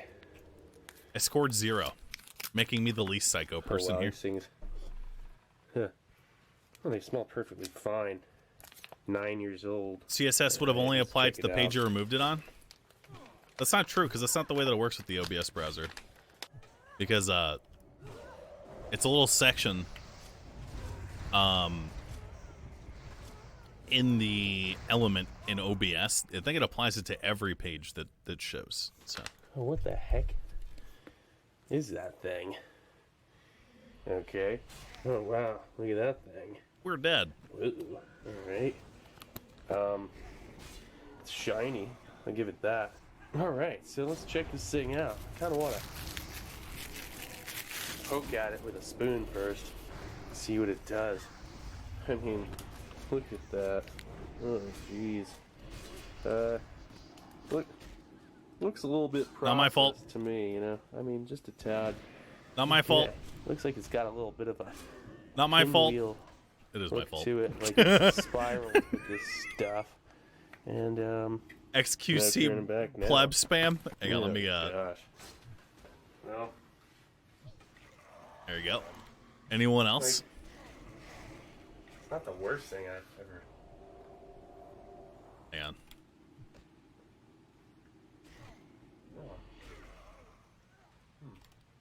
9-year-old Chinese PLA Army mystery meat. It's not very good. I'll give it this. It's not moldy, you know? I don't know about eating any more of it, though. Oh, gosh. That weird.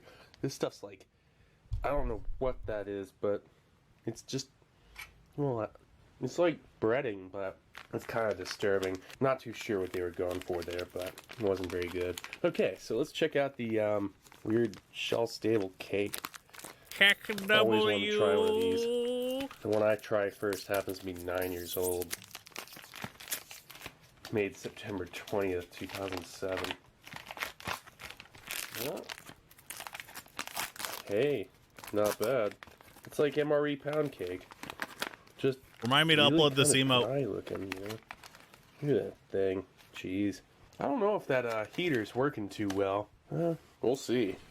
Yeah, check the thing out. It's like kind of weird. In like 15 minutes, okay? Just pretty dry, dense cake. Let's try it out. Doesn't smell very good. Oh yeah. Oh, that's stale. I think. I mean, It just looks not very good. disgusting, Put that up Smile. there. Not very good at all. Appearing on 9, thanks for subbing, It's Mecha like- Kojira, I Barnacle guess Field, it thanks was for like subbing, vanilla Purple Tuesdays, thanks for pound subbing, cake Monkey, thanks for before, subbing, Cut, thanks for and subbing, Bill, thanks for subbing, Boom, thanks for subbing, RV, Insane, There's thanks for subbing, Sticky, thanks for undertone to subbing. it. So, you know, it's just a very Thanks, Lance. cheap flavored cake. Yeah, it's pretty bad. Pete is Not anyway, bad. Nice. So I'm wondering what went wrong with this flameless ration heater. It's still sizzling, like, but barely. It's barely doing anything. So Name called B-Board, the, thanks for but subbing, the Kitty Gore, FRH totally like failed. I think it's kind of warm to touch, but yeah, I'm going to boil the bag. I'm gonna take it out of this, boil it. I'll bring it right back. The flameless ration heater Lorber's, thanks for failed, subbing. I have not. and I gave it a few more minutes off camera, but sadly, it was. You know, it doesn't work well because it's made in No longer China. operational. My cat's That new cat happens box is made in sometimes. China, Monka Giga. All right. Smells okay. Estevan, thanks for subbing, 22 months. Wow. Extremely cool sub. Not bad. That looks pretty decent. And I can't tell if that's beef or pork in there. It's let's Bork, see. dude. Yep. We are Right dead. there. can't really tell. I see some corn and carrots, and then there's some sort of meat. No idea what kind of meat that is. Tastes like beef, but again, I can hardly even tell. Well, let's kind of get a nice bite of this, just on its own. It smells okay. You know, doesn't smell great. That's not bad at all. It's still perfectly edible. Interesting. 9 years old. Now, those thermostabilized pouches and whatever preservatives they put in this food, they hold up just as well as regular US MREs. Say that. Let's check out the hot sauce. Interesting. Gochujang? Looks pretty rich. Damn, that looks like actual sauce. I'm gonna want all this on there for sure. I tasted a small amount. Has a nice. What if this has some of the organs that they've been harvesting from people in China? Rich. That's soy sauce. Tastes like a little bit of cashew. And like a slight sesame oil. Oh wow, that's delicious. And some chili powder. So it's spicy, nutty, with some soy sauce. Oh, this is awesome. Nutty, bro. Nutty fucking not aim, bad. bro. Let's get some veggies in there. That's one thing I don't miss about sauce. Overwatch for sure. Oh yeah. Is the gamer vernacular. Looking good. Nutty, bro. Real You're kind of fucking insane, bro. / Chinese food kind of feel to it. Very basic. Nice. But with that sauce, it kind of takes it to a nice, satisfying comfort food sort of level. It's actually very good. Not exactly Chinese takeout, but yeah, not bad. Not bad at all. The way they process this food and in its thermostabilized packaging. You have a new seething hatred for the new gamer word cracked. What is cracked? Like I said before, this holds up just as well as regular MREs. This is great. You know what? It's kind of funny. Everything in here is still technically edible. The main entree with that sauce, that spicy sauce, absolutely fantastic. I mean, it's truly delicious. Just a nice, mild, comfort food type thing. The hot sauce kind of adds a little bit more dimension. This stuff, well, yeah, that's not very good. But hey, it's still technically edible. And so is this. But honestly, this is like one of the worst ration items I've ever had. It's definitely on the top 10 worst ration items I've ever had. This thing here is disgusting. I can't eat any more of it. It's technically still edible, but then again, I don't know if it ever really... Egg roll? I'm not really sure what the deal is with it, but that egg roll, weird batter stuff on the outside, it's like Play-Doh. And the inner ham or spam type meat literally tastes like, well, I've never eaten dog food per se, like, you know, but you ever smoke crack? I've never smoked crack. Far off from the quality of it. But this, the entree, not bad at all. Well, there you have it, folks. A weird, older, kind of unknown, underdocumented SMI 300 self-heating meal. People's Liberation Army, made in 2007. Not bad. Well, it's an interesting one. All right, this is Steve 1989. Meet the $250 million man. Hang on. Hope you guys liked the video. I'll be coming back at you with something new. Is he nice? All right, cool. See ya. See ya. Or is he a dick because he's a 250 millionaire man? As many of you know, I'm a... Is this real life? I am still taking chat suggestions, by the way, but only at the end of current videos. Hang on. I made that song. As many of you know, I'm an avid YouTube connoisseur. Now, even though I've only been making videos here on YouTube for about 24 months, I have been on here as a loyal viewer since about 2010. And every now and then someone comes across your screen that gets your attention. Someone who really stands out. Someone who is extremely entertaining. And when it comes to captivating an audience, no one quite does it like the loud-mouthed real estate mogul Ben Mawa. What?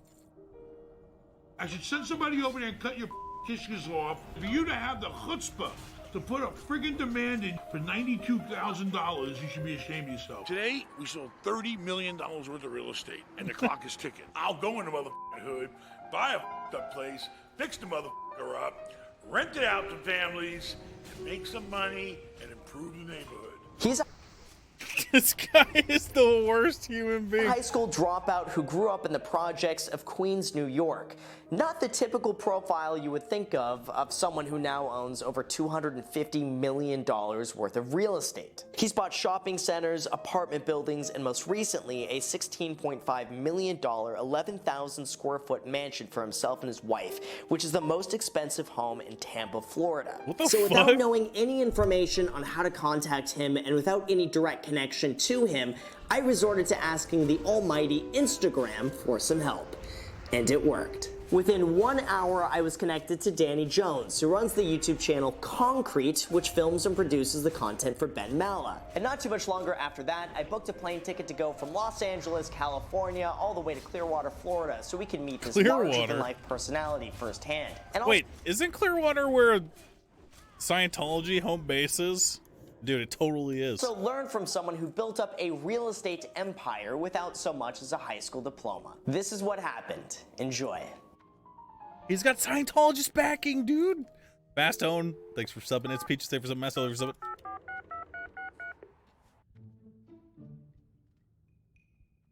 That feeling you'll never have a house that looks like this feels bad, man. I don't think he has a doorbell. Dude, he's got servants stand to the door for him. Okay. Just sit here? Okay. All right. Dude, what, is that his kid?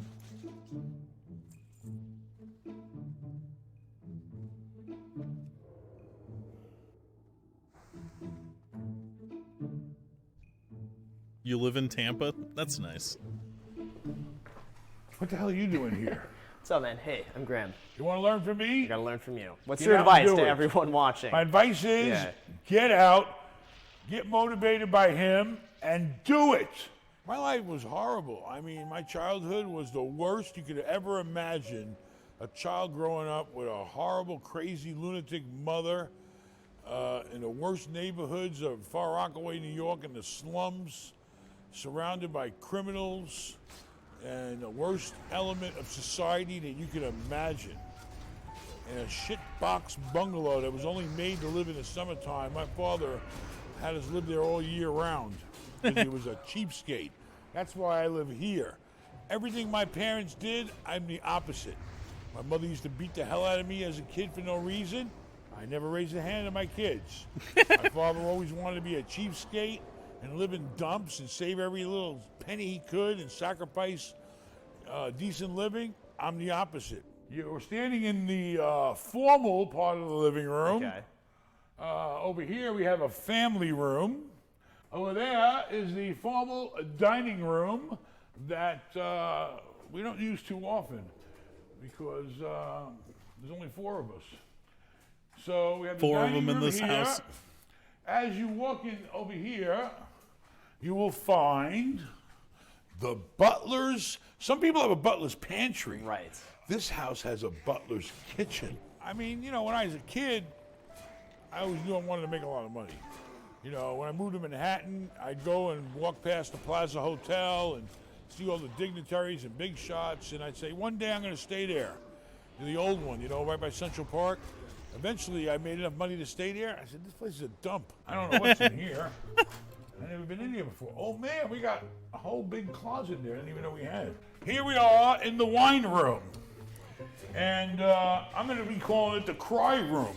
Because when my wife goes out and fills all these spaces with bottles of wine, I'm going to cry when I see the bill. Jeez. And she likes good wine, so... but this is the wine room here. I really knew real estate when I got out of the Army. And This is went the to work Army? for a guy that was already in real estate and started working for him. That's how I really knew this is it. You know, this is what This I like guy's a to do. slumlord, chat. This is where there's a lot of Well, opportunity. that's probably how he got started You don't need anyway. a lot of education. If you're willing to work hard, you really don't need a lot of money if you think smart. See, once I got the nicest house, and I feel like I got the nicest car, then I'm pretty much done. I can retire now. I made it to the top level that I feel I wanted to be on, and I'm done. Now my kids can try to, you know, climb the ladder too. Yeah. When you do have money, Try, in quotes. money gives you power. Because I don't answer to anybody. So that's why I'm able to compete with all the big shots in Chicago, New York, and all the REITs. because they need all these approvals. They're publicly traded. They have boards. I don't answer to anybody. So I can put my money where my mouth is. I can go to you and say, you know what, I'm going to buy your house. I'm not going to pay you what the other guy's going to pay you, but he may not close the deal. I'm going to give you money today, hard, non-refundable. So you know, if I don't do that deal, you keep my deposit. Thanks for typical subbing. kitchen, you know, it's got a couple of sinks, a stove, microwave. This microwave is really cool. Check it out. Does he have a rich person microwave? Oh, you got a drawer. Baby, look at that. I mean, you know, a fuck? couple of dishwashers. Pretty much a fireplace here in the kitchen area. That's my lovely wife right there.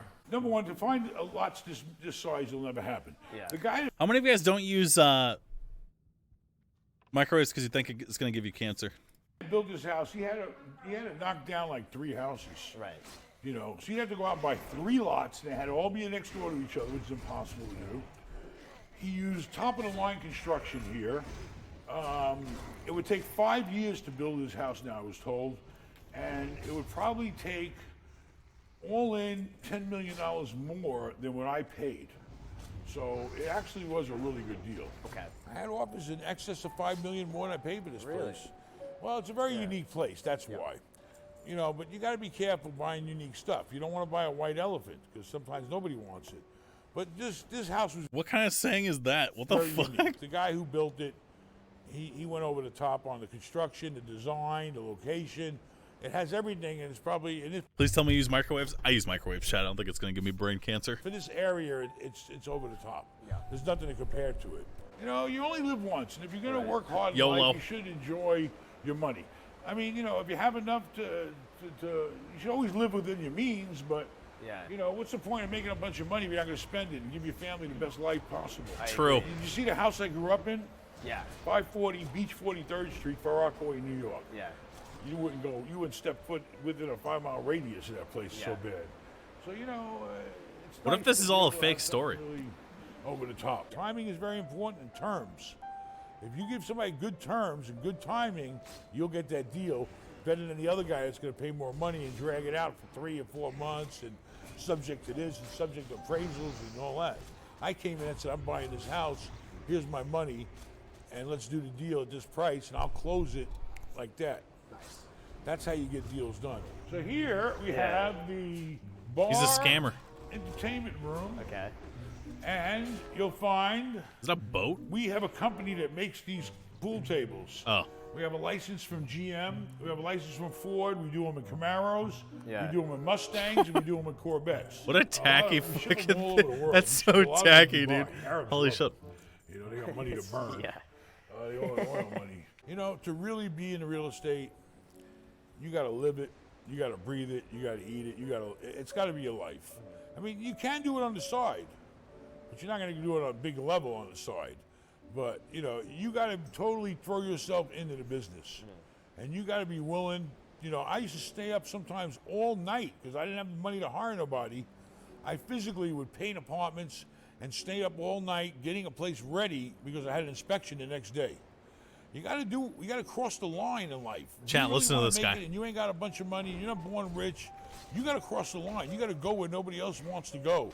You got to work the hours nobody else wants the hours. Not You know, false. I neglected my kids when I was young, but I did it knowing that I was trying to benefit them for their future. So yeah, my kids may have missed out on, you know, Boy Scouts or you know, some of the sports activities or whatever, and I feel bad about that. Upload but that emote. in the long Oh run, no, I paid closed off, it. because now, you know, they're set. Child abuse you know, libido. in the Gulf of Mexico. Yeah. You've got, you know, a hot tub. It has a lazy river that goes under the house. I'll show you. You know, it's a comfortable place. Whoever designed it knew what they were doing. I mean, look at the ceilings. Look at the balconies. I mean, it's pretty over the top. The first house I ever bought, I think I used my VA loan, and it was like a no money down deal because the VA had a program. But He doesn't remember. I remember, you know, saving money to, you know, back then I bought like basically crack houses that nobody wanted, you know, for like 20, 30 grand. So basically to put 20% down on something like that was only, you know, 4 to 5, 6 grand. So I saved up some money, you know, and, you know, I bought the worst crap that nobody else wanted and fixed it up and made money and then took the profits from that or refinanced. Yeah. I upload the email. So here's the bar area. This kid sucks at interviewing. All he does is say yeah. Dude, you think a guy like this wants to do anything but talk about himself? What else can he say? Used to be the trophy room. Okay. Unfortunately, I have no trophies. I got a couple, but nothing to brag That's about. a picture of his I wedding, don't get a Chad. lot of trophies in real estate. Look. And we're going to turn it into a game room. It's still in, we're getting this table redone here. Look at that tacky-ass fucking painting. Here, and this is going to be the trophy room. You don't want to buy a place that needs too much work. You know, I try to stay away from major structural type work. You know, the foundation's got to be good. Roofs, okay, it depends on the deal. But, you know, basically I always just went in, put carpets in, painted the place, maybe work on windows, doors, you know, things like that. I wasn't big into construction. I've never built anything in my life. Instead of being a builder, I called myself a rebuilder.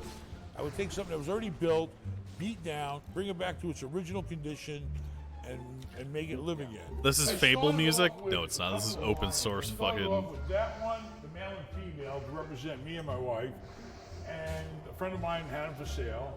And then, I don't know, my kids thought I started collecting lions. Next thing I know, this one shows up. It was a gift from my son. There's another one that Danny stole. The first deal I ever did, I think I paid somewhere around $27.5. It was actually a duplex. Now that's nice. Really? There we go. Duplexes, guys. It was one unit down and one unit up. Okay. Both units were like 3-bedroom units. Those units rented. And once you cleaned them up and, you know, I fixed everything up and it passed inspection, those units rented even back then. We're talking around late 80s. I got banished. Maybe early 90s, late 80s, early 90s. Those units were renting for like $800 a piece. It's a lot. So I took a piece of crap.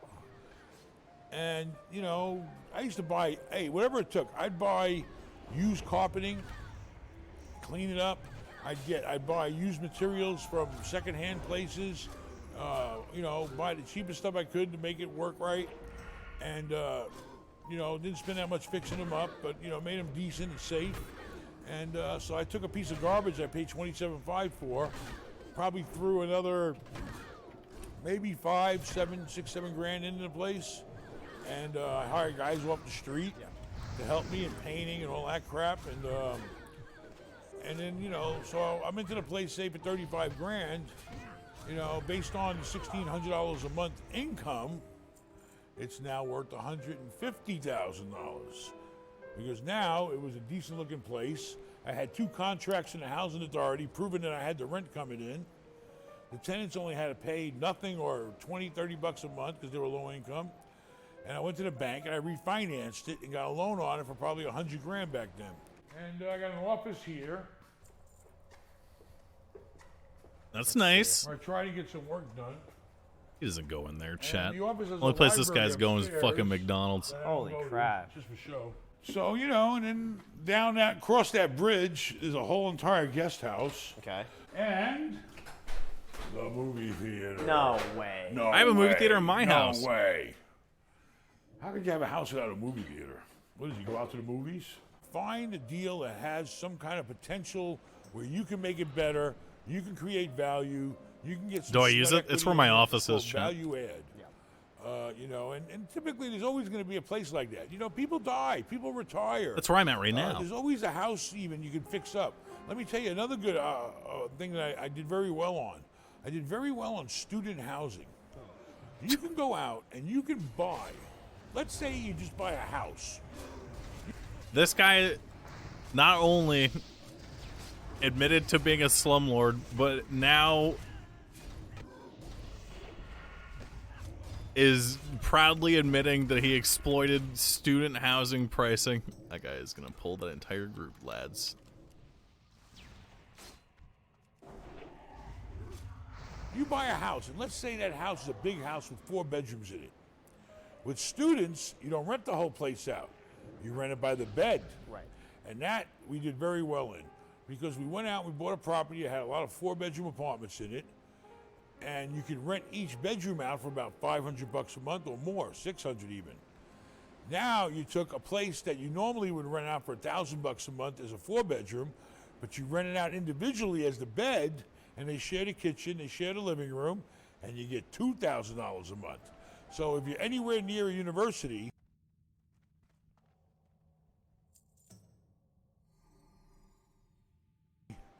look for student housing. You can do it on a small level too. And a lot of times kids will get together and rent each bedroom. Right. But always make the parent. $1,000 4-bedroom. Yeah, that doesn't seem the very lease. realistic. So if they don't pay, you go back to the parent. Hey, your kid didn't pay their rent, you know. But student housing is good. Senior housing is great because with seniors, they never move. And they don't break anything. And they don't really use anything. It's pretty easy to run a senior building. There's a lot of different areas of real estate that you can do really well in. Downstairs, you know, we can go. That's all the guest house. You want to see the gym? Yeah, let's see it. Where I spend most of my time. Get ready to put some furniture. We haven't lived here that long, so she's still putting furniture out, decorating. Another bedroom down here. So we're still in the guest house. We're in the guest house. We're still in the guest house. So it's 3 stories. Exploit old people 3 and students? stories. Yeah. This is the kitchen, balcony, Just do it. Fireplace on the balcony out there. Okay. And here you are, look at this. This is what happens And you two can be rich, Chet. when you take real estate serious. Did you ever think you would have a house like this one day? I worked for a guy that had one. Really? And I knew that I worked harder than him. Yeah. And I knew I could have everything he had and even more. And he built a house like this in a place called Lafayette, California, which is near Orinda, a very high-end area. Yeah. Near San Francisco. He built like castles. He was a very big builder. Yeah. And I knew that if I kept doing what he was doing and kept working at it and putting my time in and flipping properties, I knew eventually I'd get to a level where I could afford to have pretty much almost any house I wanted. Okay. You know it because you feel your life accumulating, you feel your life growing, you feel your bank account growing, you feel your assets growing, but you got to get out there and earn it. It ain't gonna happen by sitting around, doing nothing. Yeah. You gotta get out there and find those places and fix those places and rent those places and sell those places. Yeah. Get out of the way, Danny. I gotta close the door, you son of a. There was a lot of opportunity where I was at the time in the bad, rough neighborhoods. So I had stuff all over town. I had single families I'd buy, duplexes. The duplexes started becoming triplexes. I bought fourplexes. Then the guy that I was working for doing management, I also had him. And then me and him with his money and his credit, then I started doing bigger deals. This elevator. Credit, Monka No Giga. roof.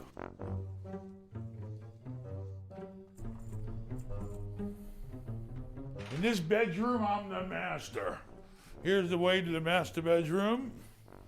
She's got her toilet, I got mine. And I just had, you know what a Toto toilet is? What's that? A Toto toilet attaches, it's not a bidet, but it acts like a bidet. Bidet. It attaches to your toilet seat. I've seen those. And it shoots water all kinds of ways. You control the temperature, you control the That's a pulse. bidet. Oh, let me tell you, once you have one, you can't live without one. We started growing very, very large in the apartment business. That's what a bidet is. And that's pretty much all I ever did was apartments. And it was affordable housing too, mostly. Then when I decided to move out of California in 04, because the market was really high in 04 in California, you got to know when it's time to sell. You don't want to miss the boat. It's a market just like anything else. Real estate's up, real estate's down. You got to buy when it's down. You got to sell when it's up. So I came to Florida. I found this area had a lot of growth in it in the middle of the state. Clearwater. Miami was too expensive. North Florida was too cheap. And this was just right in the middle. I used to live in North Florida. We grew in the hotel business. We found that to be very lucrative, fixing up beat up hotels, making them nice and running them.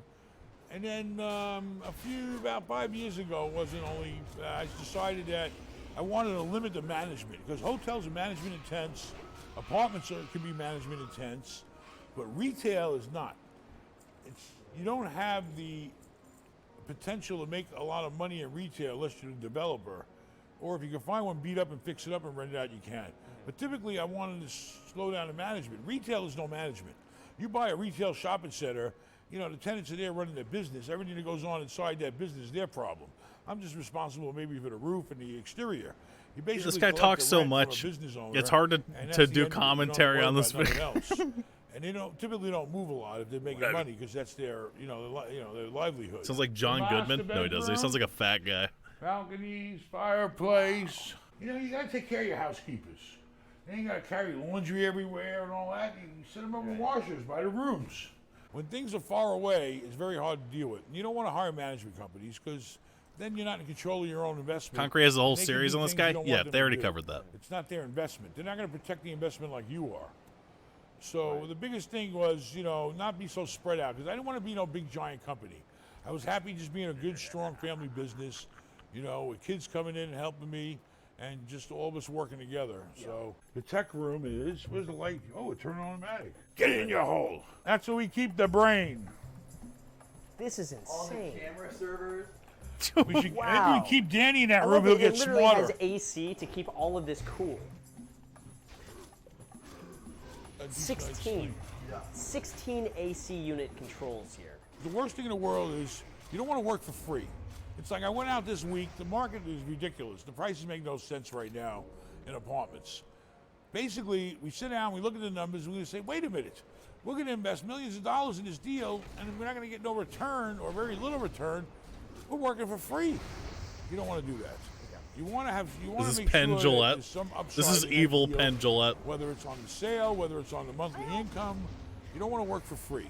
Because then you're not going nowhere. You're like that hamster in the wheel, and you're just constantly pedaling, but you're not going nowhere.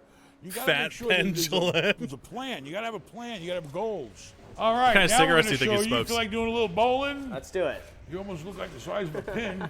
He could be one of my pins if I ever lose one. But everybody can change. I grew up in the worst place in the world, but I always knew growing up in the hardest, horrible place, Eddie, come here. it was dangerous. I always knew I wanted a better life. Right. I'd get out. He's living in the same neighborhood he grew up in his whole life. That's a cool. There's the lazy river. I can turn the water on and it'll push you all through on a raft. You got to make decisions in life. If you really, really want to be wealthy, you got to 50-year-old MRE go cigarette. further than the average guy next to you. You got to put in 18-hour days sometimes. Well, I'll be honest with you. The Army taught me that you can do anything, especially if you got an Army behind you. But they taught me that you can get it done. You can get it done. You figure out a way, you get it done, and you push yourselves to those limits. You got to push yourself. Here's the bowling alley. That's not bad advice, I don't think. Oh my god. Does it have the cheesy strike animation monitors? No. Get out, go online, find a real estate agent. There's plenty of them out there. A real estate agent will work for free for you. They get paid by the seller. Get a real estate agent that's going to find you exactly what you need and what you want. Go online, look on the MLS, go on all the websites there are. Find something in your area that you can afford. The most important thing is get your credit right. Make sure you got good credit. Save up as much money as you can for a down payment for fix up.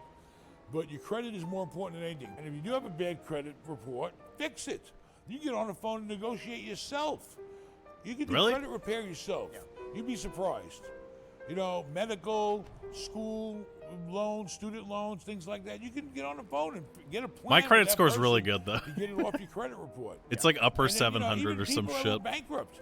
Bankruptcies only last 7 years. After 7 years, they pretty much forgive you.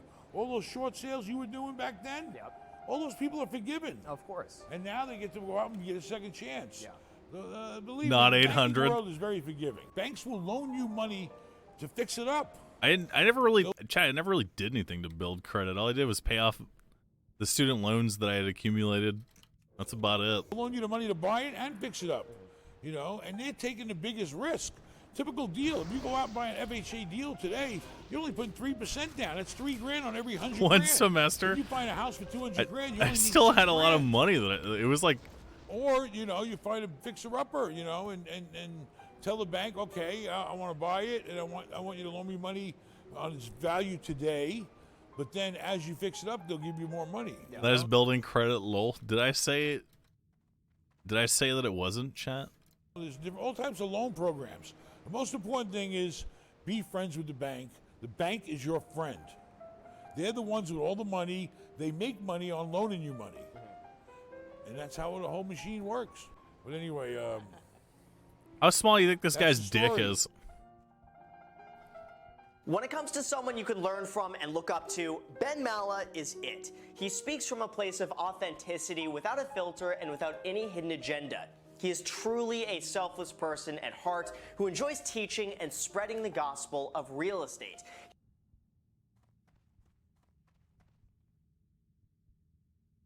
Is it. He speaks from a place of authenticity without a filter and without any hidden agenda. He is truly a selfless person at heart who enjoys teaching and spreading the gospel. Never link me one of this guy's videos again. Why is he sucking his dick? He got paid to say this. YouTubers will get paid to say anything, lads. Yeah, we're not going to watch this Jacob's Ladder video, friends. Sorry. A presses what it takes, and here's how it works. Sorry, I don't want to watch your instructional video on fucking SM64 speedrunning. I'm purely a casual viewer. This video is sponsored by Raid Shadow Legends. Alright, we'll watch this internet historian video, but I am skipping like 4 minutes in, just so you guys know. As many of you know, I can't wait to be asked to watch this for the next week. Twitch chat, can't fucking wait. This video is sponsored by Raid, with his profile and personal pictures shopped into compromising positions. Then those shops were, of course, posted back onto the Agile hashtag. Eventually, Agile had had enough, and they surrendered, disabling the Agile 2013 hashtag. And that was the end of it. Or was it? Because it turns out there was another functioning hashtag, Agile 2. And once B figured that out, they took to destroying that as well.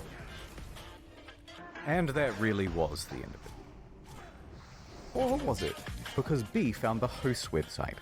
They went straight to the source, uploading content directly to the displays. And that really was the end. The next day, the only thing on the displays was this message. We are working on shutting down the Eventifier site, we are reporting abusive accounts, we are also trying to find all other sources and shut them down as well. I'm sorry. And that was the tragedy that befell the Gaylord Ops. Very unprofessional, you guys. Slide 2, please. But first, airtime. Shadow Man here with Raid Shadow Legends. Available now on iOS and Android. It's a totally free RPG PvP DVD for people with ADHD, but don't take my word for it. Here's someone from IGN. Look how many positive reviews it has. In fact, I bought another phone with my sponsorship money so I can dual-wield Raid Shallow Legion. Do you guys not have phones? Yeah. Dozens of upgradable characters, fleshed out storyline. Wait, I just realized this is my one opportunity to say bad stuff about Shroud. I've watched almost every one of his videos. I'll never hear it because he always skips my fucking ads. Wait. Red. I don't skip his ads. Smile. I haven't skipped a single one of his ads. Shady Lemons. But don't take my word for it. Here's someone from Qualcomm. Mom, I've been playing for 2 days straight. I think Shroud has to skip those ads because he has sponsors himself. There's nothing you can do to stop me. Hey, wait. No, but he can also just not watch this guy's videos. Look at this one. I use this champion because she has a massive... You skipped one at the start of this video? No, I've already technically watched that one on my stream, so... Are you playing a fucking console? Throw that in the trash, my dude. That's my dialysis machine. Your phone is the only dialysis machine you need. Giant boss fights, PvP battles, almost 10 million players. Are you playing yet? Get it with the code in the description and get 50k silver and a free epic champion. What a twist! There's also big plans to update the game. Here's a roadmap for the next 6 months. Alright, get the game. I've been Shadow Man. Thank you. Right, where was I? McDonald's is a business. It's a pleasure. It's a pleasure. It's a pleasure pleasure. all mine. In January of 2012, they had a brilliant idea. Let us improve brand perception with Twitter. Let us appeal to the common man with hashtag Meet the Farmers. A campaign that informs them that our meat only comes from local, independent producers. And not from, as the papers report, orphanages. So they published this promo. And I don't think I've ever gone to work a day in my life. What? And success. Hell yeah, lads. Another win as usual. People were loving it. God. They had their usual detractors, of course, but overall, good stuff. So they swapped out this hashtag with a new one, McD's Stories. And here's where things took a turn. They wanted the Twitter public to tell their experiences at McDonald's. No, Eddie. Obviously, only good things ever happen at McDonald's. This is going to be a slam dunk. Let us shake hands in confidence at our imminent success. So McD's Stories premiered on the Twitter homepage, and within 5 minutes it was clear that people weren't going to harp on about the time they got a free extra sauce with their McNuggets. Instead, they were going to tell McHorror stories. Here's just a select few. A McFingernail in my fries. A woman McSoliciting McSex in the drive-thru lane. I looked this one up, by the way, it's true. My friend claims that Ronald McDonald exposed himself to her as a child. Awful. McRats in the buns. Oh yikes, this one's real too. Go back there in the bun area. You're gonna find at least 3 racks that got droppings on them. Oh god, True. Make it stop. Someone stop it now. The McDonald's I worked at had rats. Was gaining traction. Or at least there were some More rat and more droppings. people were publishing their negative stories on the hashtag. And once they had used all those up, it progressed to just making up stuff for shock value. I ate McDonald's as a kid, and I'm pretty sure that's why my father left. Closed eyes, sad face. I once saw... I can't say that. But that'll make anyone grimace. True. That was gross. Thank you. Within 2 hours, they pulled down the advertising campaign and, in its stead, put up a far more innocuous Little Things hashtag. They had a few minor trolls there too, but it quickly faded into obscurity. The media jumped on the story, case studies were written, and lessons were learned about not giving the public an in. Or were they? He's already dead. July 1st, 2016. Create your own custom burger on this McDonald's website. Bun, meat patty, semen. Name your creation. Have it published on the website. Then vote on the best one and it will become an official item on the menu. You knew where this was going to go. I knew where this was going to go. How did McDonald's not? A poem, if you will. The sad European, a thin privilege to go. Bag of lettuce, no tissues, Mein Kampf, just so. The atheist delight, with a side of fries. The toddler body bag, with double ketchup surprise.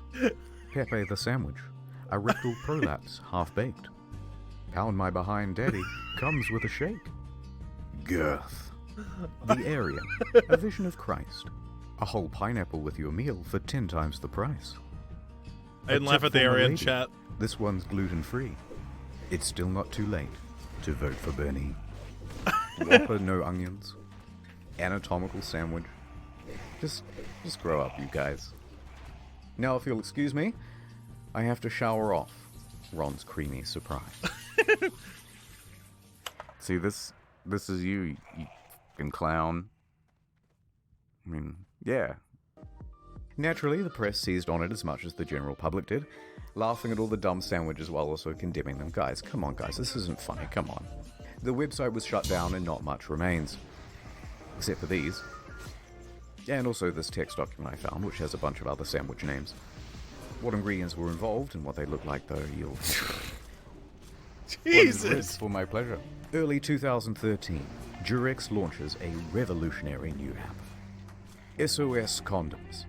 Download, select the product, enter your location, and a condom will be delivered to you within an hour. Oh, perfect timing. Their emphasis was on discretion and anonymity when delivering the goods, and the delivery drivers were in disguise. Pizza delivery guy, police officer. I'm not sure that's legal. A gimmick to be sure. And some people thought it was an out-of-season April Fool's joke. But people tried it out and it really worked. So they rolled the service out over the tip of Dubai, of all places. But after its first week, the government shut it down, citing it as promoting promiscuity. Booted out, they had a tough time deciding where to launch next. Guys, let's let the audience decide with another online poll. Oh, for fuck's sake. So people jumped on the website and started voting. I will be voting for a Krispy Kreme donut place. Tens of thousands of votes were counted, with some of the major contenders being Paris, Singapore, Kuala Lumpur, and London. From South Africa to move away from this. But all of them were outshined. By what? With the most votes counted for Batman, a small conservative Muslim city in Turkey. Let that be an object lesson in the dangers of tampering with the laws of Mother Nature. The internet rejoiced. Another marketing campaign to add to the KD ratio. A Facebook post went out from SOS Condoms congratulating Batman and to stay tuned for more to come. But there was no more to come, so to speak. The campaign was promptly stopped. SOS Condoms never opened in Batman. Fucking kid. SOS Condoms never opened anywhere ever again. They went silent for months. Everyone moved on. SOS Condoms deleted their account and slipped forever away into obscurity. Pizza is serious business. DiGiorno does frozen pizza and they have a substantial social media presence. Domestic violence is bad. Bold statements only on this channel. Well, Twitter had a hashtag for National Domestic Violence Awareness Day. People were sharing their harrowing stories with the hashtag Oh no. Why I Stayed. These were all quite serious and dealt with some delicate and sensitive issues. Then here comes DiGiorno throwing on the accelerator, no fucks given, driving right through the front door. Eddie, no. They had pizza. Ooh. Hee, that was a great tweet. I bet everyone is loving it. But they were not loving it. Eddie! Thank you. Fucking get off.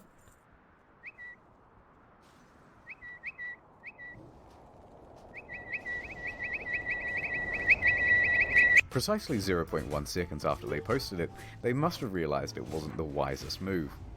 And they apologized, but the media got involved.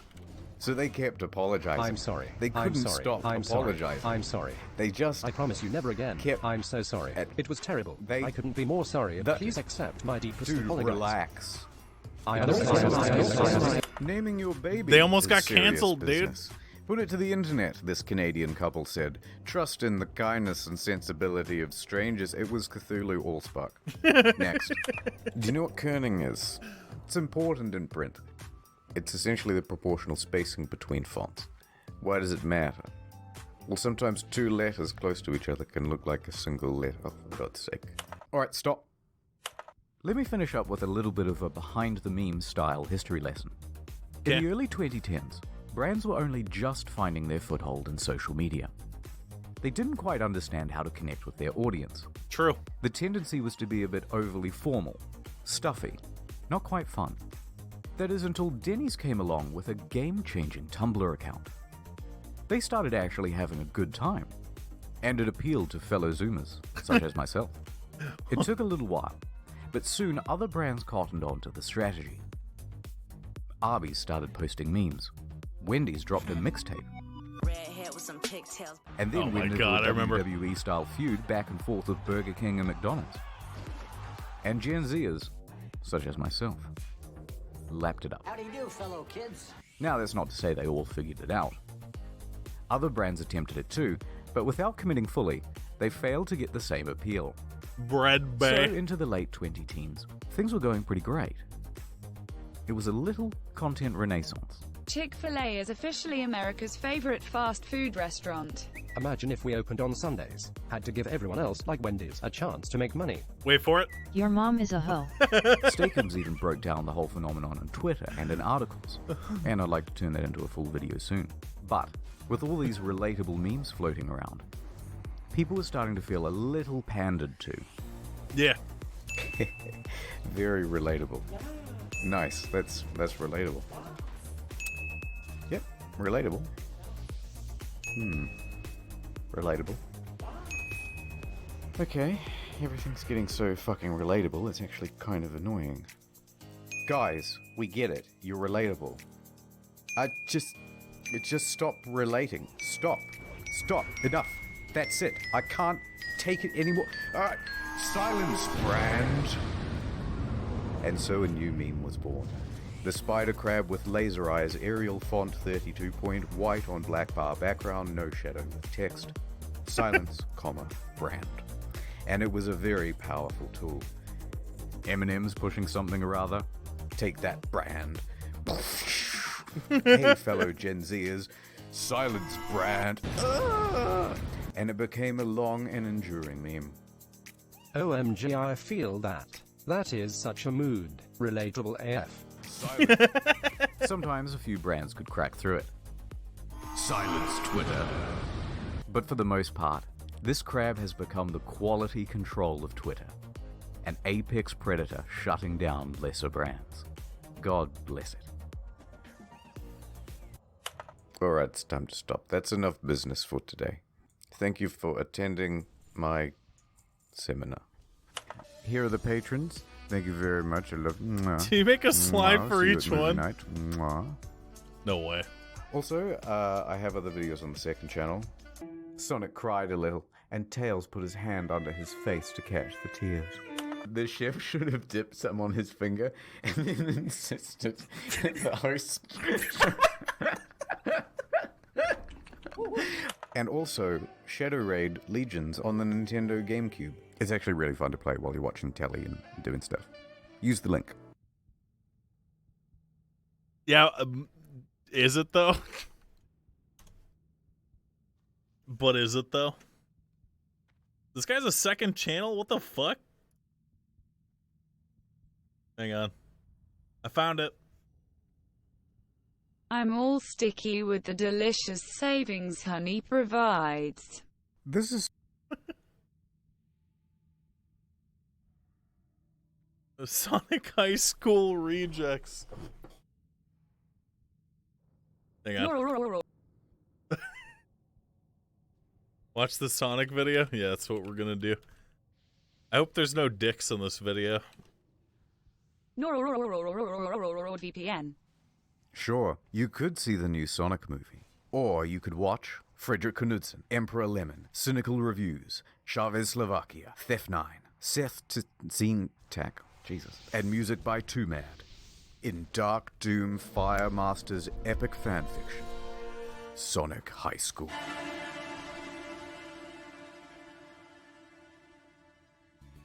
Monka Giga. Chapter 1. Sonic woke up and looked at the clock. 7 o'clock, it said. And Sonic screamed. Whoa! I am late for school! I have to get to school now! Said Sonic, jumping out of bed. Sonic put on his clothes really fast and ran out of his room because he is fast.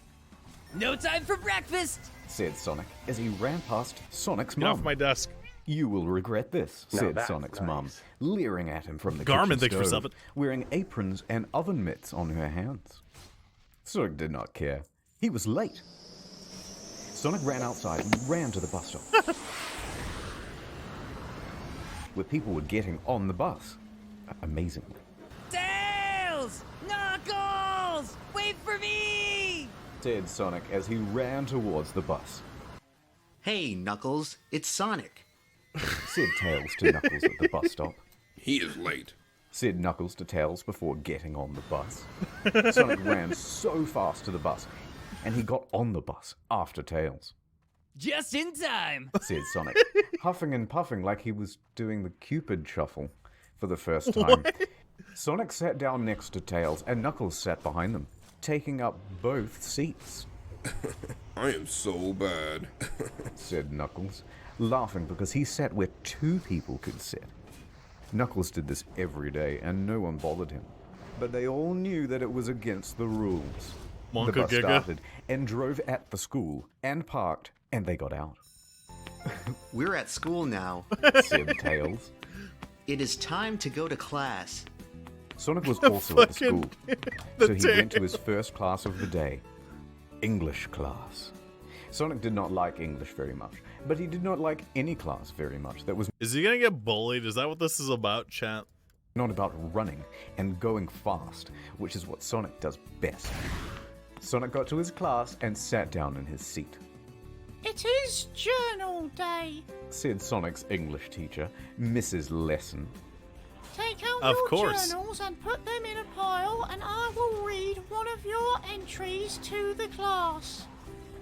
Sonic took out his blue journal, of course it was blue, and ran out in front of everyone quickly, and put his journal on the desk and ran back to his desk, all with his head down and not talking or looking at anyone. Sonic was so fast that he did it first. Wow. Everyone else did it afterwards and slower. Mrs. Lesson grabbed a journal from the pile, and Sonic knew it was his because it looked like Sonic's journal. Sonic knew this because he had written in it so many times. It was crazy. Mrs. Lesson opened up a totally random page, and it was the worst one she could have picked. She began to read. Dear Journal, I called the doctor today about a problem. I have a problem with my balls. They are itchy, and it is difficult to sit still with them because they are so itchy. I have to back up against stucco surfaces and rub up and down on them to relieve the itchiness. No creams have worked. Creams only make my ball sweat smell like the breath of a thoroughbred. And I think Amy, my girlfriend, noticed. I hope my doctor calls. Love, Sonic. Whoa, no! Stop reading! Said Sonic, but he reacted too late because it was already read. All of it. Everyone in the class laughed, and Sonic felt like an idiot asshole because now everyone knew all about his ball problems. Sonic felt his rage build up inside of him like a pool of lava in a volcano. Stop laughing at me! Don't tell anyone! Shouted Sonic. But everyone was laughing so loud that they did not hear him, and Sonic was just so embarrassed and mad and sad, but more embarrassed, so he ran out of the class fast. Of course he did. Sonic ran to his locker and opened it and screamed into it. He screamed, "This sucks!" and other curse words too. Shoot! What is the problem? Said Tails. Are you mad? Said Tails. Why are you mad? Sonic was mad, so he nodded. You should tell everyone that it is okay to have problems with your balls. And that they probably have problems that they do not want everyone to know about too. So stop laughing at me. Of course. Sonic thought Tails was right, because Tails was smart. Knuckles was there too, so he said, Sonic, what's wrong with your penis and balls? No! Sonic was so mad again, so he punched Knuckles, and then he ran away. Where Sonic ran to was his next class. It is now second period, so it was okay. Hey, Amy! Said Sonic. Check me out! And Sonic did a dance move. Wow, cool. Let's kiss. Said Amy, and Sonic and Amy kissed right there in the class, and some of the other people in the class watched, but the teacher wasn't there yet, so they didn't get in trouble, and who's going to tell Sonic that he can't kiss his girl in class? True. Sonic kissed back really hard, and it was sexy to everyone. The teacher arrived, and they did class, but Sonic just looked at Amy the whole time, who was sitting next to Rouge. Amy and Rouge talked, and they looked at Sonic sometimes and laughed, and Sonic thought Amy was telling her about how awesome Sonic kissed her. What? But it was not. Rouge was telling Amy about Sonic's gay ball problems. And Amy was Sonic's girlfriend, but she thought it was the funniest thing ever. Oh no. Class ended and Sonic went to Amy to quit and did not stop on the way. Hey, Amy! Why don't you go telling Rouge about how hard we kiss, colon close parenthesis? Said Sonic with a smile on his face that meant that he did not care that Amy did this, but really wanted her to, because it made him look cooler. Actually, Rouge was telling me about the problems with your balls and penis and butthole that everyone found out about in your English class. Wow, was Sonic surprised. He did not know what to say. End of chapter 1. What? Chapter 2. This is sad, man. This is sad. The rest of the day for Sonic was awful. So bad it was that Sonic went home and went right to the bathroom and took a big poop. It was a mad poop because it went out fast. It shooted out of his butthole so fast that it was like a gun shooting. His poop stunk so much that even the neighbors could even smell it, and they had a meeting at night about what to do about it, and they decided that they would just put fans on outside, and if it really started to smell again, they would do something else. So Sonic pooped and went up to his room and shouted into his pillow. I hate everything! Sonic shouted loud, and he heard a knock at the door. Oh my god, that was in the video, chat. That was in the video. Asked Sonic's mum. Nothing said Sonic. Said Sonic. Okay, just keep it down because I'm trying to watch the TV. Said Sonic's mum to Sonic, and left without saying anything else. Is that Blueface? Sonic was in his room still, so he looked out of the window and saw Tails flying there with his flying tails. Sonic, are you okay? Asked Tails. I was worried about you, Sonic. Sonic was less mad because Tails was always nice and smart and didn't care that Sonic left his pawns around his room so he could think about kissing and doing sex on Amy. Please be happy, said Tails. Are you there? Sonic went to the window and opened the window. Sonic grabbed Tails and put him on the bed because Sonic is strong too. This day was the worst, said Sonic. Everyone thinks I am a gay loser, all because I gave them my journal. Sonic cried a little, and Tails put his hand under his face to catch the tears. Tears can stain the carpet, by the way. Tails hugged Sonic and said, I am always here for you. The prom is tonight, also. Wow! I forgot! Said Sonic. Sonic ran to his closet fast and pulled out his prom uniform. It's a tuxedo. And put it on fast. Is our limo here yet, Tails? Said Sonic while looking at Tails. Yes, said Tails right back. Let's go! And Sonic went outside with Tails, who was also in prom clothing, and they went outside and got in the limo.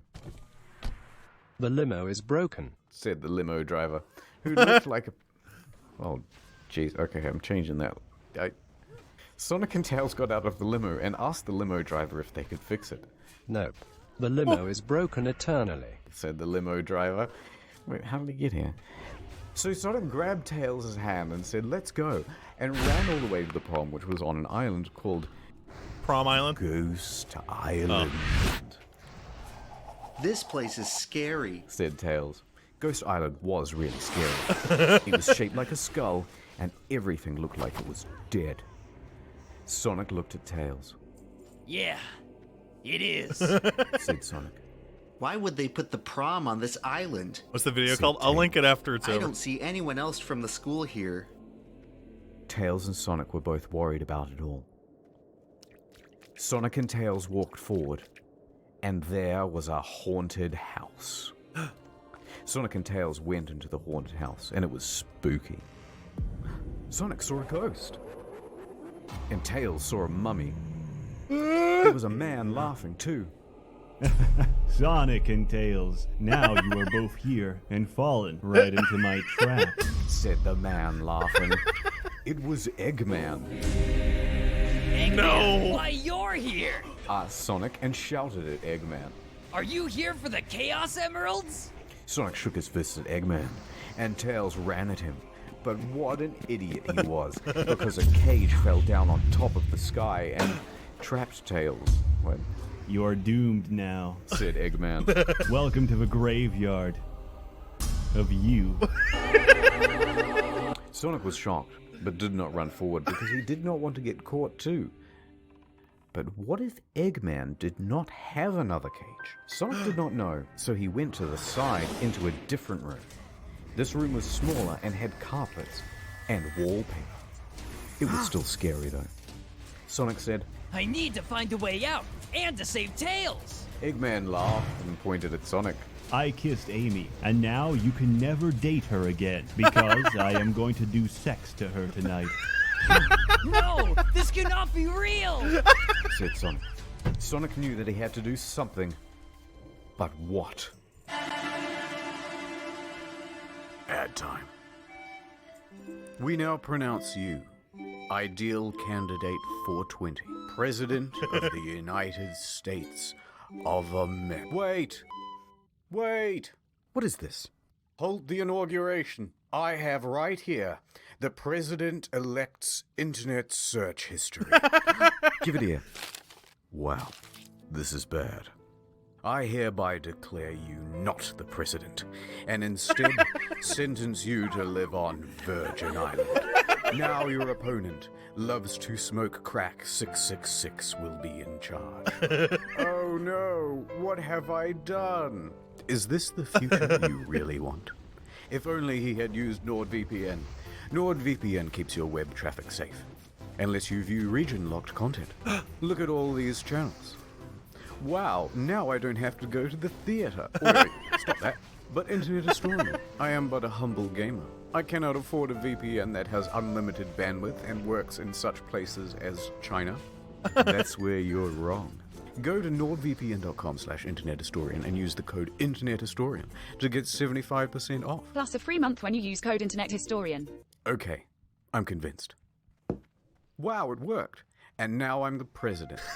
Also, it made me 75% more attractive, and my parents are no longer getting a divorce. God bless nordvpn.com/internethistorian. Ad over. Chapter 3. Sonic ran the fastest right to Dr. Eggman, right through his traps, and jumped at the floating platform that Eggman was standing on. I'm coming for you, said Sonic, and he jumped up, right to the platform and got so close, but fell because it was just too high to reach, even for Sonic. Sonic said, damn, and ran up the staircase that was in the middle of the big room that were under Eggman. Is that Sonic Escape ran from to the top, City and at the cover top in the he jumped background? in from a higher spot, and this time reached the platform because it was easier to get to. Now you are mine, shouted Sonic right into Eggman's ear. I am not going to fall this easily, said Eggman, who then grabbed a crystal remote control out of his pocket and pressed a button on it. Crystal? That made a dome of lasers around Eggman. Get out of here, yelled Eggman. I am Eggman, and I will have my way with the treasures of this island, said Eggman. Eggman flew up higher on his platform, and Sonic had already fell from the lasers that were on the floating platform. So Sonic didn't get to go too. Eggman disappeared into a purple and black portal at the top of the ceiling, and Sonic was left at the bottom of the room on the middle of the stairs. Amy still has to be here somewhere, and I need to get Tails out of that locked cage, said Sonic, thinking about what he should do next. Sonic ran up the stairs really fast and down the hallway at the top of the stairs on the second floor. Sonic picked a door and ran into the door. The room Sonic ran into had a big picture of an old man on it, and he looked just so old that it looked like seeing a skeleton right there. Sonic said, This man probably died ages ago and left all his money from being in real estate to his sons who built this place. Sonic thought this was not the right room to be in, so he left it and went into the next room. This was the right room to be in, Sonic knew immediately. There was a big red bed, and Amy was tied with rope around her feet and hands, and there was another rope around her head with a lock in her mouth, so she couldn't open it or say anything at all. Sonic ran right to the bed and untied Amy with his sonic speed.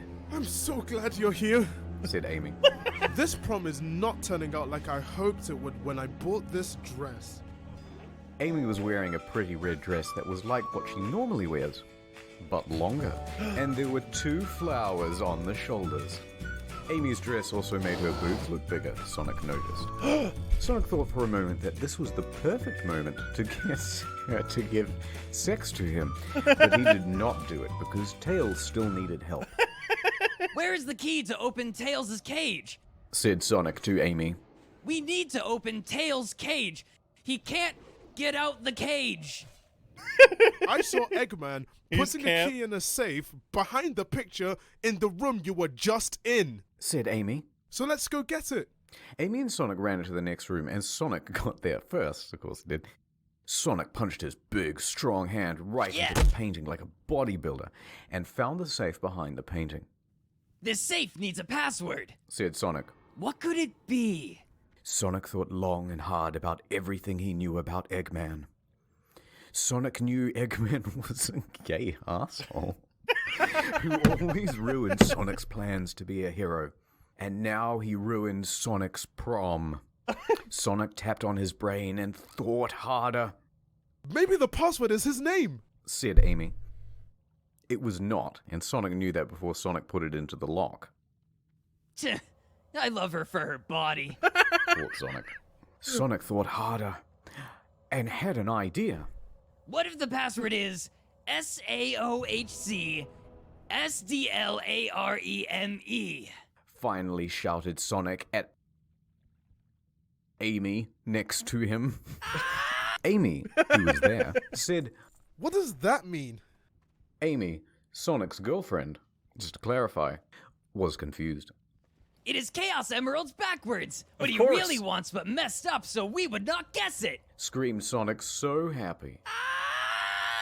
Sonic typed the password into the safe, and would you know it, it popped open, and there was this big key.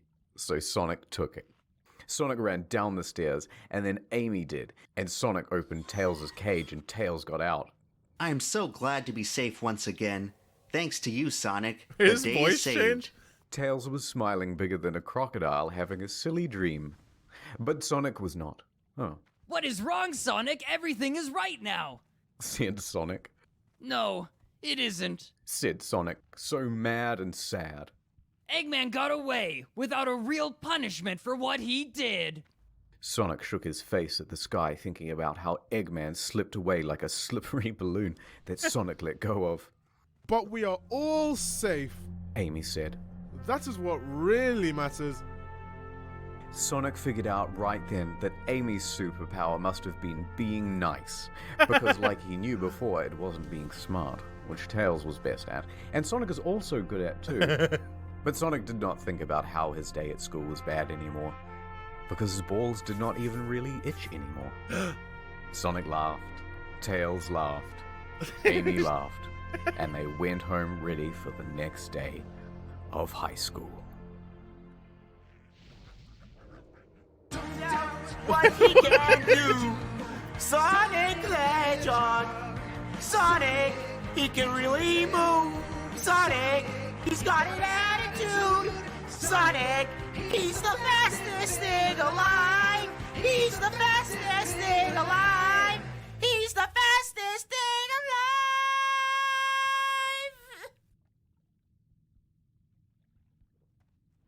Oh my god. I have tears in my eyes. Watches Jeff the Killer creepypasta. Alright, hang on. I gotta fight this boss. My team actually needs help with it.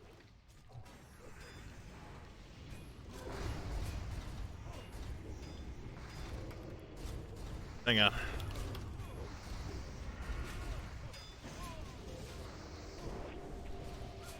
I'm hitting so many fucking buttons right now, dude. Not anymore. Now I'm not hitting any buttons. I laugh so hard my stomach hurts. I got a hernia.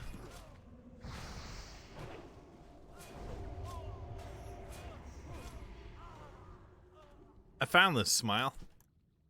I wish I hadn't spent 50 gold on my fucking best in slot. Literally only 3 more agility. This is why I don't have an epic mount.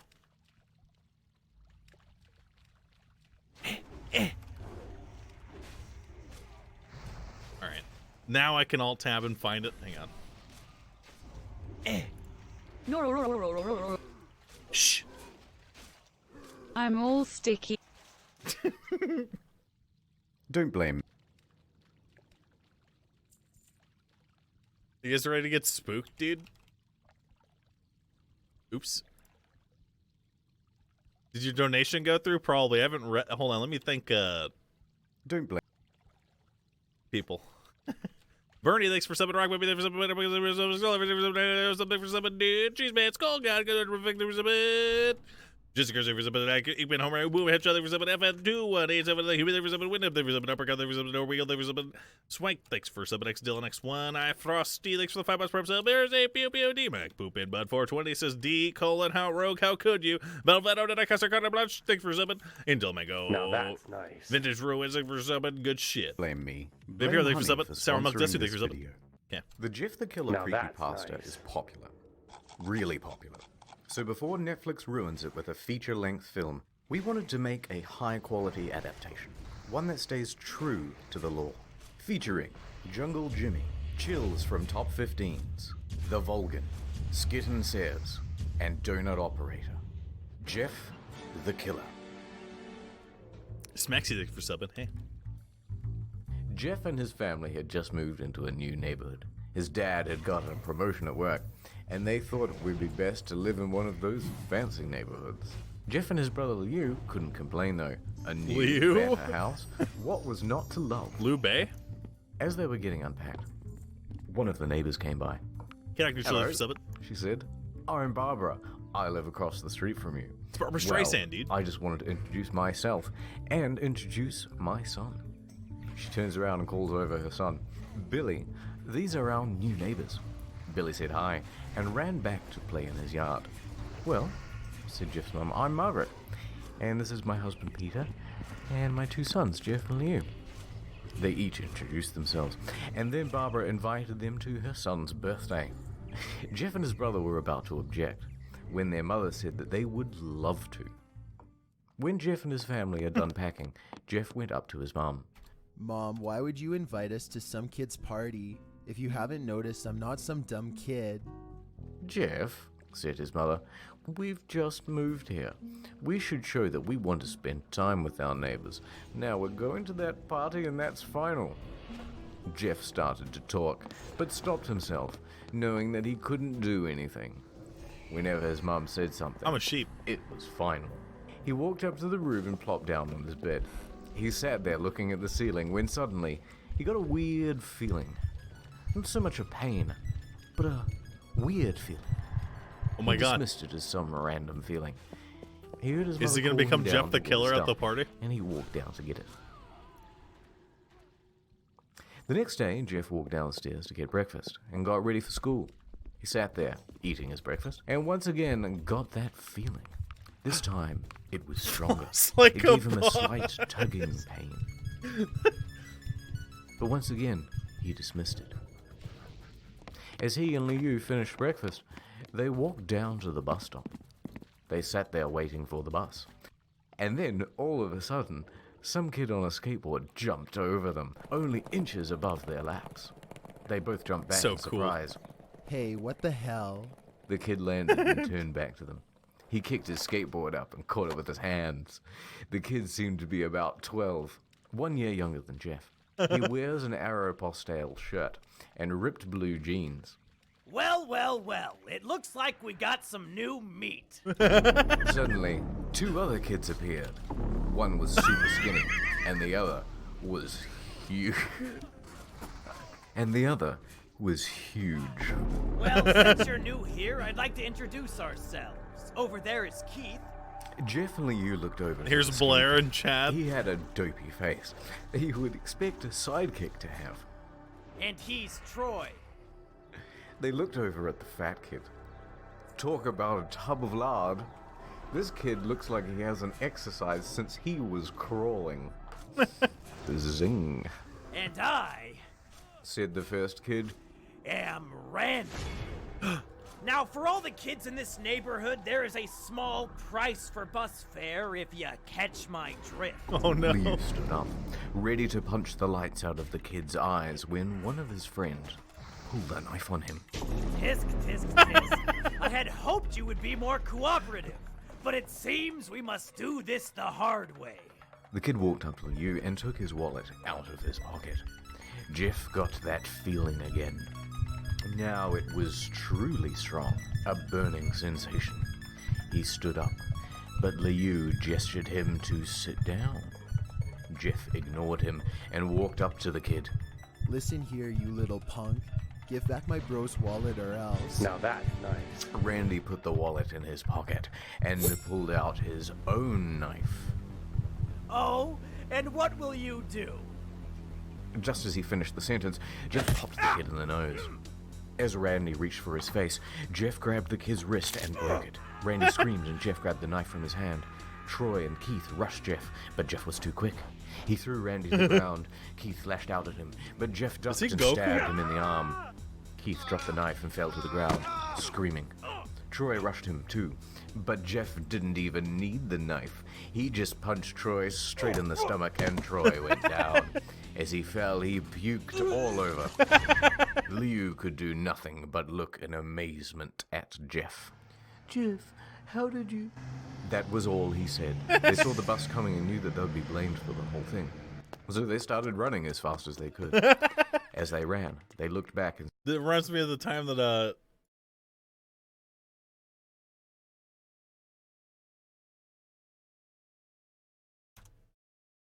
hang on. Sorry. Oh, it reminds me of the time that I got into like a shove match with a kid. I was like fucking...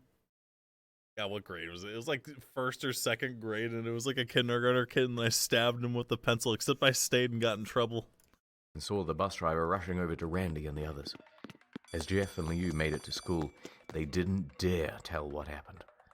All they did was sit and listen. Liu just thought of that as his brother beating up a few kids, but Jeff knew it was more. It was something scary. As he got that feeling, he felt how powerful it was. The urge to just hurt someone. He didn't like how it sounded, but he couldn't help feeling happy. He felt that strange feeling go away and stay for the entire day of school. When he got home, his parents asked him how his day was, and he said in a somewhat ominous voice, "It was a wonderful day." Next morning, he heard a knock at his front door. That's in the video. He walked down to find 2 police officers at the door, his mother looking back at him with an angry look. "Jeff, these officers tell me that you attacked 3 kids. That it wasn't regular fighting, that they were stabbed. Stabbed, son." Jeff's gaze fell to the floor, showing his shirt mother that it was true. "Mom, they were the ones who pulled the knives on me and Liu." "Son," said one of the cops, "we found 3 kids, 2 stabbed, 1 having a bruise on his stomach, and we have witnesses proving that you fled the scene. Now what does that tell us?" Jeff knew it was no use. He could say him and Liu had been attacked, but then they'd have no proof that it was not them who attacked first. They couldn't say that they weren't fleeing because, truth be told, they were. So Jeff couldn't defend himself or Liu. Liu. "Son, call down your brother." Jeff couldn't do it, since it was him who beat up all the kids. "Sir, it was me. I was the one who beat up the kids. Liu tried to hold me back, but he couldn't stop me." The cop looked at his partner, and they both nod. "Well, kid, looks like a year in juvie." "Wait," said Liu. They all looked up at him, seeing him holding the knife. The officers pulled their guns and locked them on Liu. "It was me. I beat up those little punks. Have the marks to prove it." He lifted up his sleeves to reveal cuts and bruises, as if he was in a struggle. "Son, just put down the knife," said the officer. Are they gonna shoot him? Liu held up the knife and dropped it to the ground. What the fuck else would you drop it? He put his hands up and walked over towards the cops. "No, Liu, it was me. I did it." Jeff had tears running down his face. "Poor so, trying to take the blame for what I did. Well, take me away. So the police led Liu out to the patrol car. Leo, tell them it was me. Tell them I was the one who beat up those kids. Jeff's mother put his hands on his shoulders. Jeff, please, you don't have to lie. We know it's Liu. You can stop. Jeff watched helplessly as the cops sped off Now with that's Liu nice. inside. A few minutes later, Jeff's dad pulled up into the same thing for driveway, someone. seeing Jeff's face and knowing something was wrong. Son, what is it? Jeff couldn't answer. His vocal cords were strained from crying. Instead, Jeff's mother walked his father inside to break the bad news to him, as Jeff wept in the driveway. So the cops have led his brother off, and they've gone, we'll just sentence him here. Yeah, about a year? Scratching their heads. About a year in juvie? Yeah, that sounds about right. Was it you? No, it was me. I can prove it. Look, a scratch. That's all we need. Son, you're coming with me. American cops. Do I need a lawyer? No, don't worry about that. After an hour or so, Jeff walked back into the house, seeing his parents were both shocked, sad, and disappointed. It's quite a lot. He couldn't look at them. He just couldn't bear to see how they thought of Liu, when really it was his fault. He just went to sleep, trying to get the whole thing off his mind. You fucked your brother, dude. 2 days went He's in by, juvie for life. with no word from Liu at the JTC. No friends to hang out with. Nothing but sadness and guilt. Wow. This really is a solemn moment. Ad time. Here I have $1 and 5 cents, 6 cents, 7 cents. There you go. But sir, that life-saving medicine for your daughter costs $1 and 8 cents. I don't have any more money. Sorry, sir. No medicine for you then. Oh God, I wish I had saved more money and hadn't spent full price at a wide range of stores such as Domino's, Gymshark, and Booking.com. Now my daughter, who was going to be the first female president, is dead from whooping cough. Now I will have to pay even more for the funeral. Don't let this happen to you. Get Honey. Honey is a convenient little tool that lets you save money when shopping online. It's free, by the way. Sign up. Sign the fuck up. It's free and it doesn't give you ads. All you do is click this button and it automatically applies discounts for you on pretty much all the big retailers. This is what it's like. Look how easy this is. Just do it. Get the thing. It has like 10 million Poison. names. Thank you, sir. I need whooping cough medicine for my sick future president daughter. So join honey.com/internet historian. Oh baby, me so honey. That is, until Saturday, when Jeff is woke up by his mother with a happy, sunshiny face. Jeff, it's the day, She said as she opened up the curtains and let light flood into the room. Wait, what's The pickle today? Rick pillow. Jeff as I have he that stirred exact away. pillow over there, dude. Why, it's Billy's party. He was now fully awake. Mom, you're joking, right? You don't expect me to go to some kid's party after. Showed on webcam? I have showed it on webcam. I think this party could be a good thing that brightens up the past days. Now get dressed. Jeff's mother walked out of the room and downstairs to get herself ready. He picked out a random shirt and pair of jeans and walked downstairs. He saw his mother and father all dressed up. His mother in dress and his father in a suit. Wow. He thought, why would they ever wear such fancy clothes to a kid's party? Son, is that all you're going to wear? Better than wearing too much, he said. Got his him. mother pushed down the feeling to yell at him and hid it with a smile. Jeff grunted and went back up to his room. I don't have any fancy clothes. He yelled down the stairs. Just pick out something, called his mother. He looked around in his closet for what he would call fancy. He found a pair of That's a Cactus Jack shirt. black dress pants that he had for special occasions and an undershirt. He couldn't find a shirt to go with it though. He looked around and found only a striped pattern shirt. none of which go with tonight's dress. T-pose. Finally, he found a white hoodie and put it on. You're wearing that? They both said. His mother looked at her watch. Oh, no time to change. Let's just go. She said as she herded Jeff and his father out the door. They crossed the street over to Barbara and Billy's house. They knocked on the door, and at it appeared that Barbara, just like his parents, way overdressed. As they walked inside, all Jeff could see were adults. No kids. The kids are out in the yard. Jeff, how about you go and meet some of them? Said Barbara. Jeff walked outside to a yard full of kids. They were running around in weird cowboy costumes and shooting each other with plastic guns. Suddenly, a kid came up to him and handed him a toy gun and hat.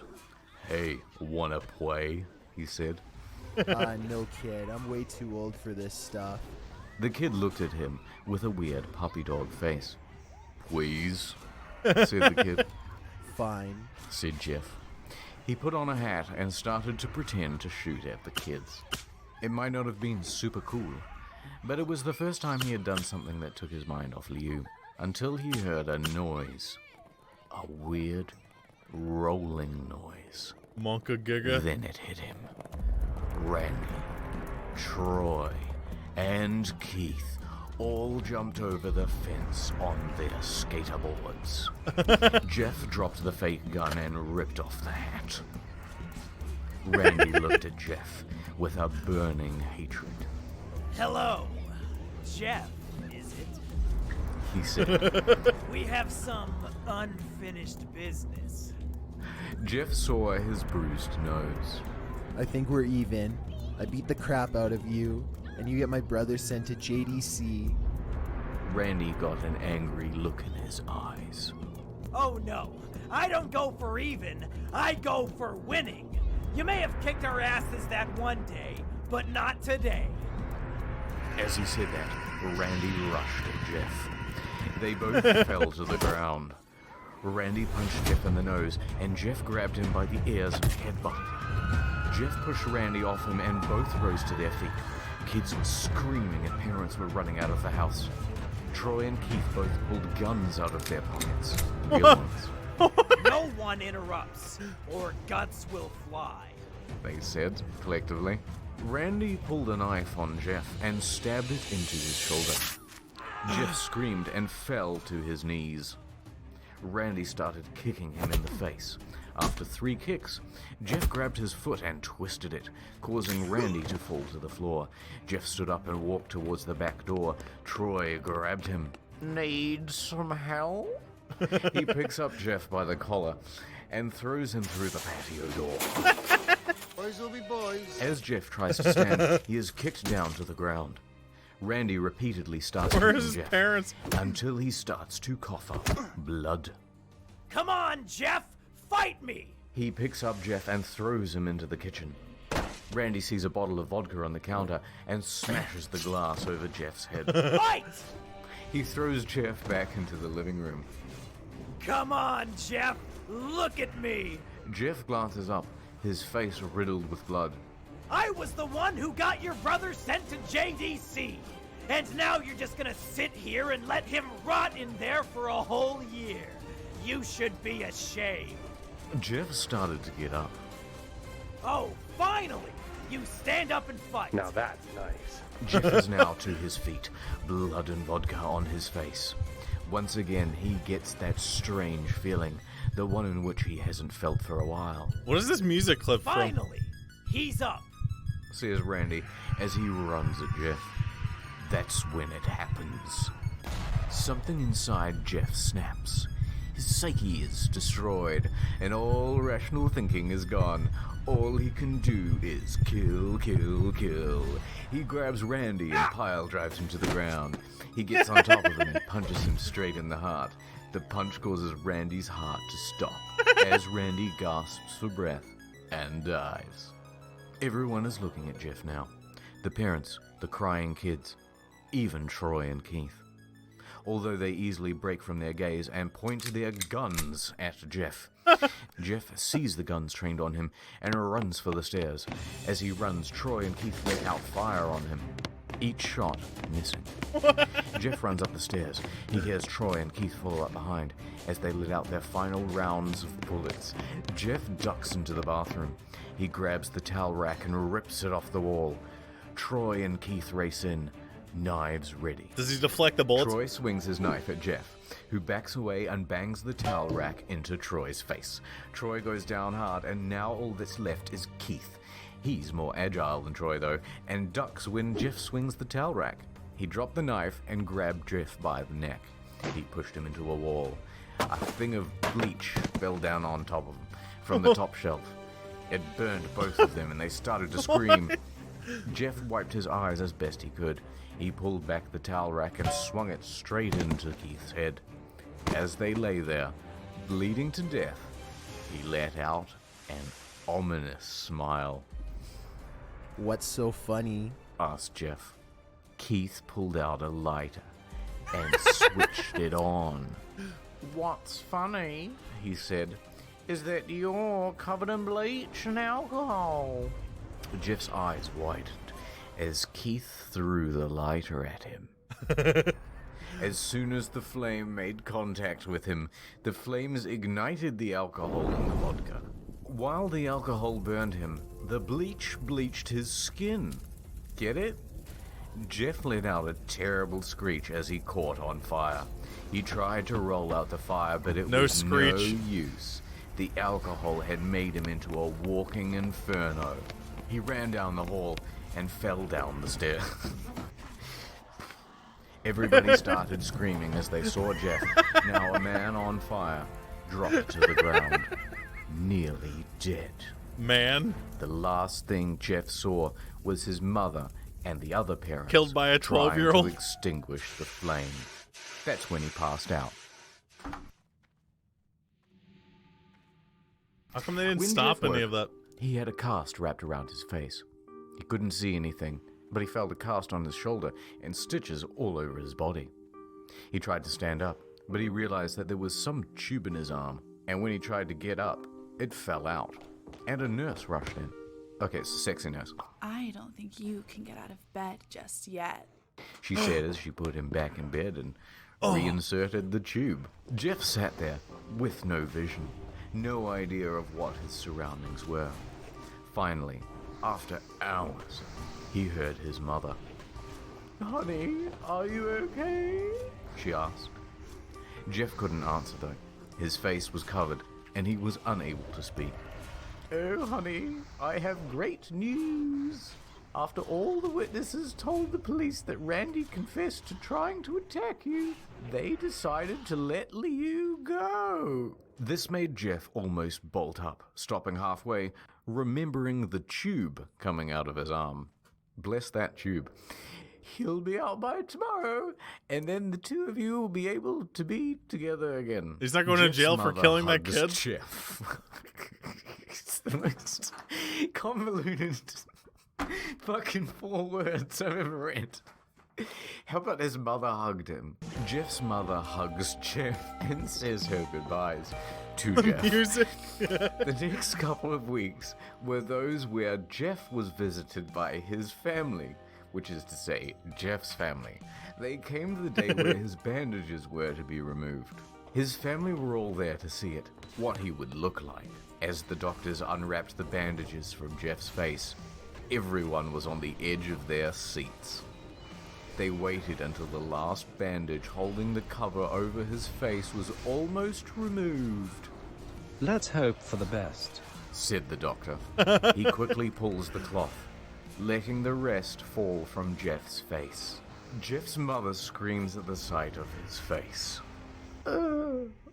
Liu and Jeff's dad stare awestruck at his face. What happened to my face? Jeff said. He rushed out of bed and ran to the bathroom. He looked in the mirror and saw the cause of the distress. His face. It's horrible. His lips were burnt to a deep shade of red. His face was turned into a pure white color, and his hair singed from brown to black. That's not a thing. He slowly put his hand to his face. It had a sort of leathery feel to it now. He looked back Why at his so family, serious? then back at the mirror. Jeff, Said Liu. it's not that bad. Not that bad. Said Jeff. It's perfect. His family were equally surprised. Jeff started laughing uncontrollably. His parents noticed that his left eye and hand were twitching. Oh, Jeff, are you okay? Okay, I've never felt more happy. Look at me. This face goes perfectly with me. He stroked his face, feeling it, looking at it in the mirror. What caused all this? Well, you may recall that when Jeff was fighting Randy, something in his mind, his sanity specifically, snapped. Now, he was left as a crazy killing machine. However, his parents didn't know that, Doctor, said Jeff's mum. is my son alright, you know, in the head?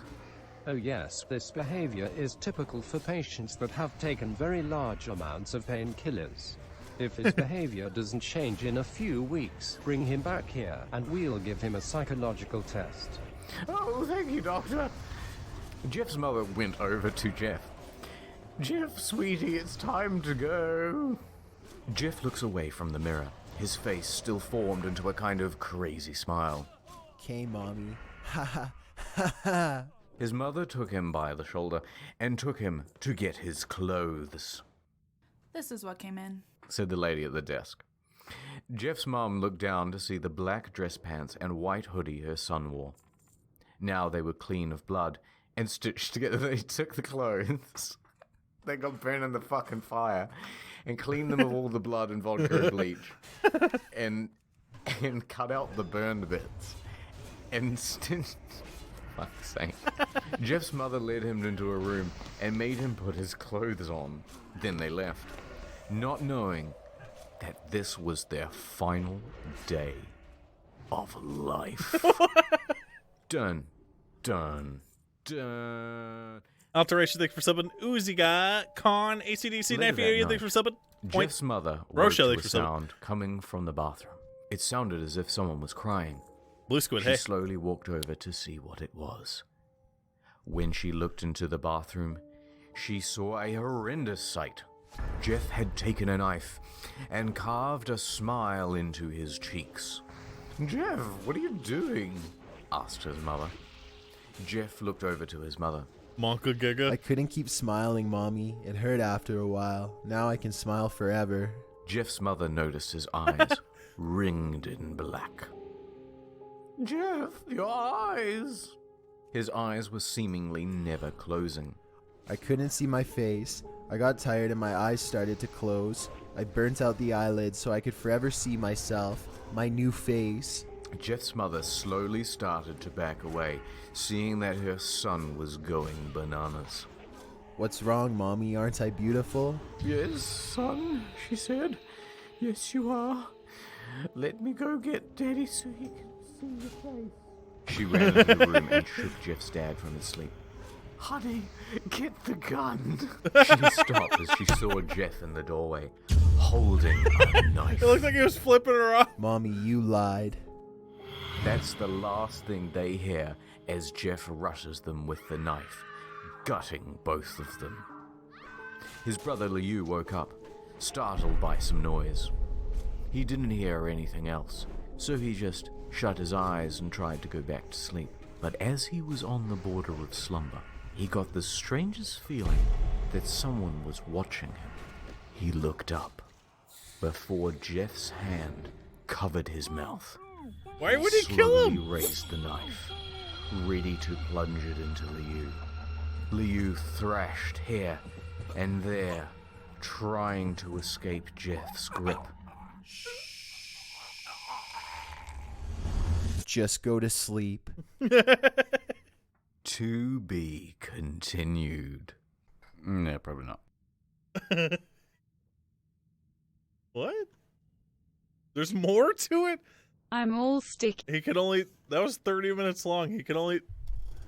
The person who wrote the creepypasta wrote 1 million more than that. Hang on.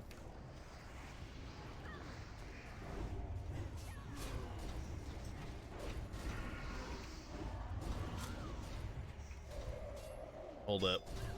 I gotta kill these guys for my friends. It may not look like it, but I'm attacking a person and not this door. Extremely important note.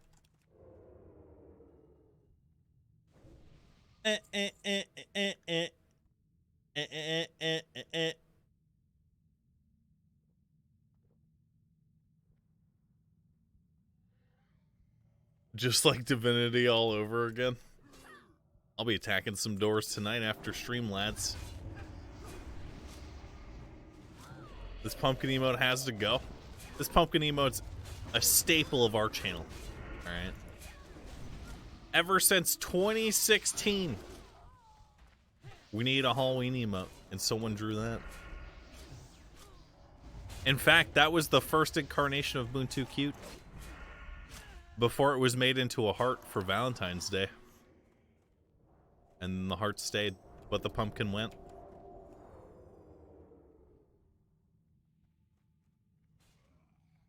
Hold up. Across the web. Storefront? Yeah. Who's that for us? Oh, this is good.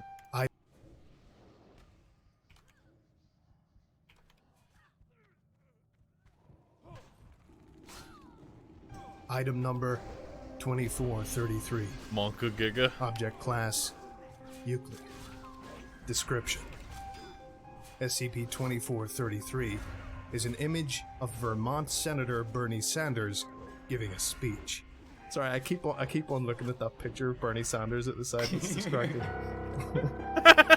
Hey, what's going on? It's this one here's the one that's getting me. The woman looks into the mirror and she sees herself. Do you reckon that's what Bernie's like when he gets up in the morning? It's like, oh, hey, Bernie, you're looking mighty handsome today, man. It's not even a mirror, it's just a portal in his own house. He's looking at the neighbor.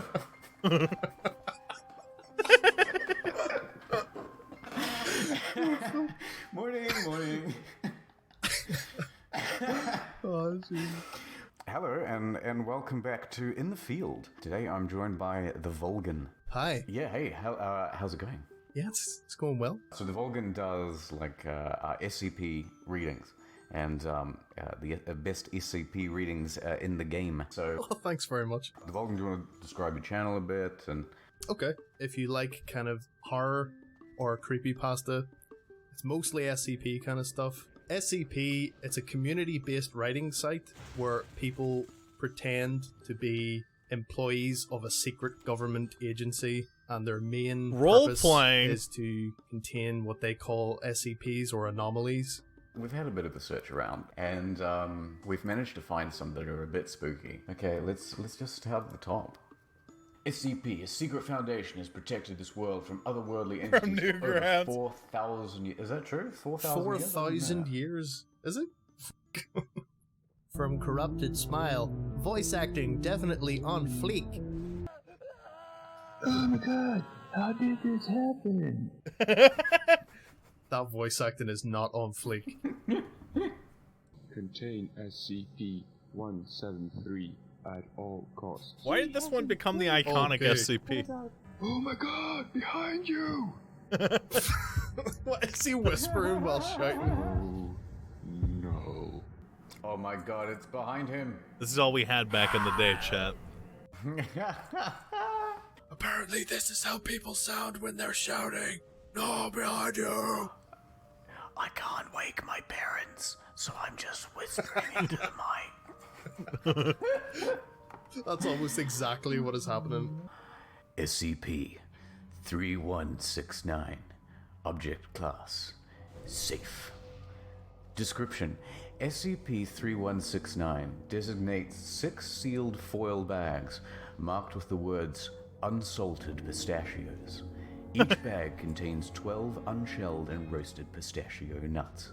Instances do not list ingredients or nutritional information. Upon SCP-3169 being opened, SCP-3169 instances will metamorphose into live rainbow trout and common carp species over the space of 2 to 4 I love pistachios. seconds, causing the bag to violently rupture.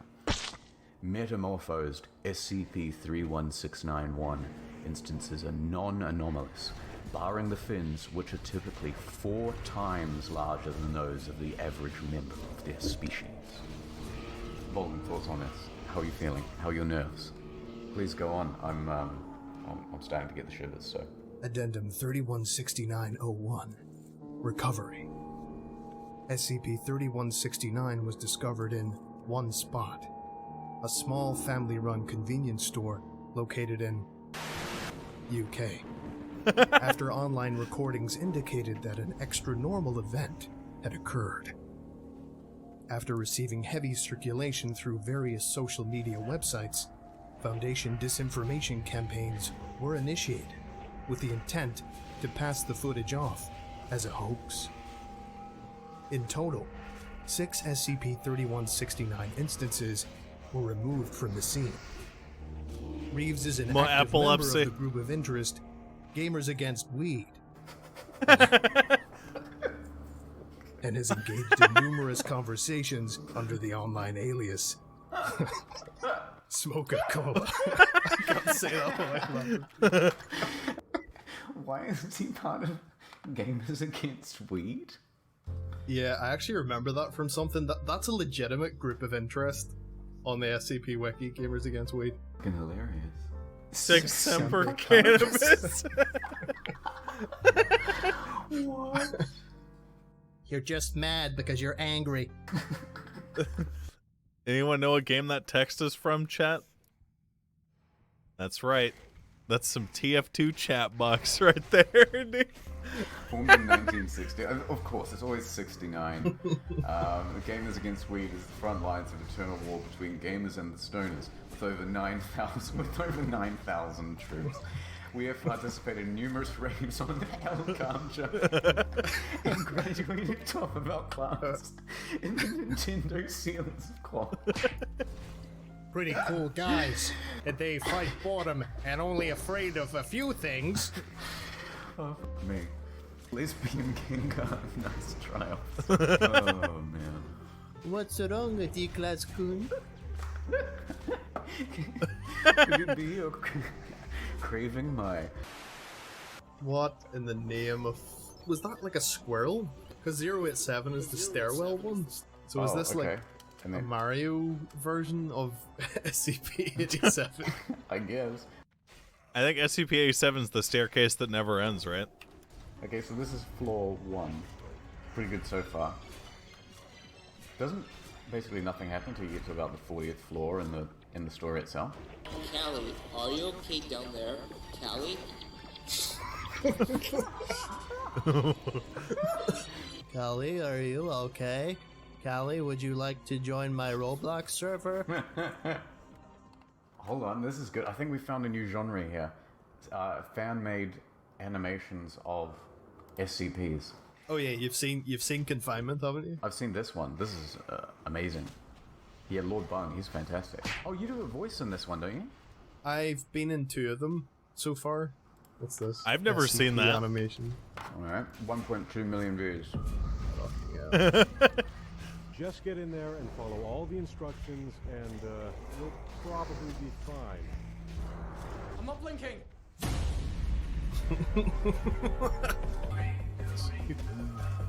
Fucking hell, they use Mike voice clips in it too. Oh, that's shitty. So, we really don't want to leave this place alive. And that's me again. Fucking hell. Well, that's a good attempt. I Copyright claim it. So. Oh god, still going good. We're gonna alt tab back at some point, and it's just gonna be him dead. Yeah, that's what it's gonna be. Yeah. My god, is that a My Little Pony SCP thing? SCP-096. Object class. Bronies are in everything, dude. Clearance level 3. Description. Every time. SCP-096. It's the failed version of the creation of the character Pinkie Pie from the Operation PCR. Ponies Comes Real. SCP-096 is normally extremely docile, with pressure sensors inside its cell indicating it spends most of the day pacing by the eastern wall. However, when someone views SCP-096's face, whether it be directly, via video recording, or even a photograph, it will enter a stage of considerable emotional Who's your favorite distress. pony, Twitch chat? Approximately 1 or 2 minutes after the first viewing, SCP-096 will begin running to the person who viewed its face. Documented speeds have varied from 45 kilometers per hour Applejack? to kilometers per hour. Why was that redacted? That's stupid. Is this guy gatekeeping SCPs, sir? It's like, it could be 45 to infinity. It's so fast. And seems to depend on distance from SCP-0961. At this point, no known material or method can impede SCP-096's progress. The actual position of SCP-096-1 does not seem to affect SCP-096's response. It seems to have an innate sense of SCP-896's location. Note: this reaction does not occur when viewing artistic depictions.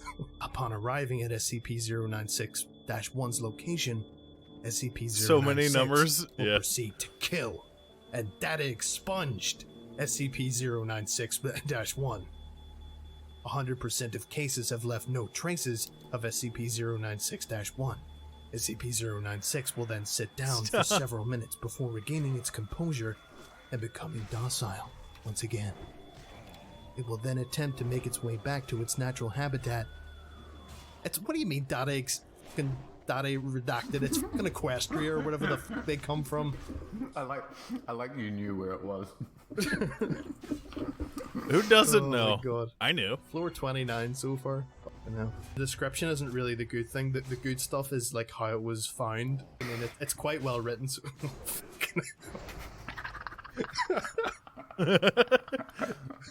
what a thing to derail a conversation when you say that. Someone just drew half circles around his butt, dude. Wait, what? It's an actual 3D game. That's pretty good. So I'll aim, and you're gonna have to control the keyboard. So just press W. There's gonna be a massive delay. It's gonna be difficult, but that'll be fun. Oh, they had time viewer or team viewer. Knock Time on the viewer. door from the inside. Collect Time the a tap man. maximum of observations. Let's do this. We have received a task to perform additional research on the Blue Forest. We are ready to go. Whoa. Okay. Ooh, hey, this is all right. I feel like I've played an indie Knock horror on game the that starts door. exactly like this. Oh shit. Oh, back up a little. Our health is going down. We're gonna die. I don't. Okay, so are we gonna give this another go then? Yeah. Oh shit! Something's happening. Oh, we died. Well, you died by a monster. Boring and unfunny. Water in the wardrobe? What? Oh no. Wait. What the fuck? This is somewhere new. so it's a different mission this time? Oh. An iron cabinet. Interesting. Oh, Oh, wait. shit, dude. Yeah, okay, go forward. The PewDiePie in the top left. Is that PewDiePie? I don't even Hey, know. that's kind of spooky. Why would anyone volunteer to go in here? Holy shit. Moving fast. Left. That's old we're going PewDiePie. And we go left. Did you just put a jump scare, sir? We observed something. Nice. You have to get the maximum observation. Oh, ooh, done. So you just. Eddie, have I to don't want find you in my lap. Clues. No. Me. That actually fun. Fucking hell, I'm No. Markiplier now. Damn it.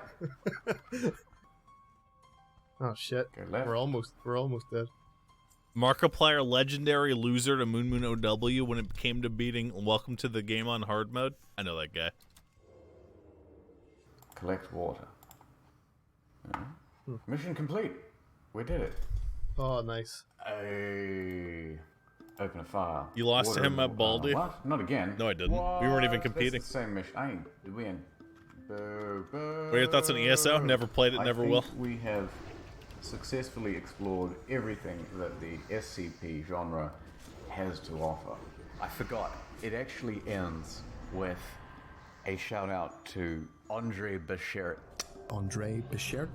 Andre Bichert? Why do you pronounce his name like the weirdest. Because, well, the first time I ever pronounced it, right, I asked him, how would you like me to say my name, right? And because he's German, he said it in a German accent. And I done multiple takes of the same thing, but I originally was so nervous saying it that I went, Andre Bichert, right? So, and the next month, I just said Andre Bichert, right? Yeah. But everyone in the comments said, oh, I missed that hard T at the end, man. So I just say it like that because it makes people laugh. Hard T? I would like to give a special Come thank on, you bruh. to Andre Bichert, to Andre Bichert, to Andre Bichert, Andre Bichert, Andre Bichert, Bichert, Bichert, Bichert, Bichert. I would like to give a special thank you to Andre Bichert. Flask.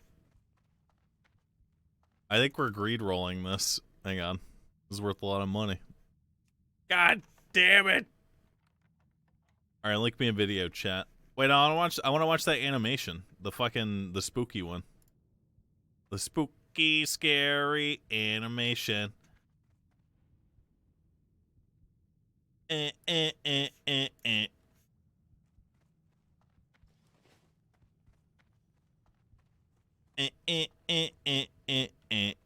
Actually, I'm gonna end my stream, I think.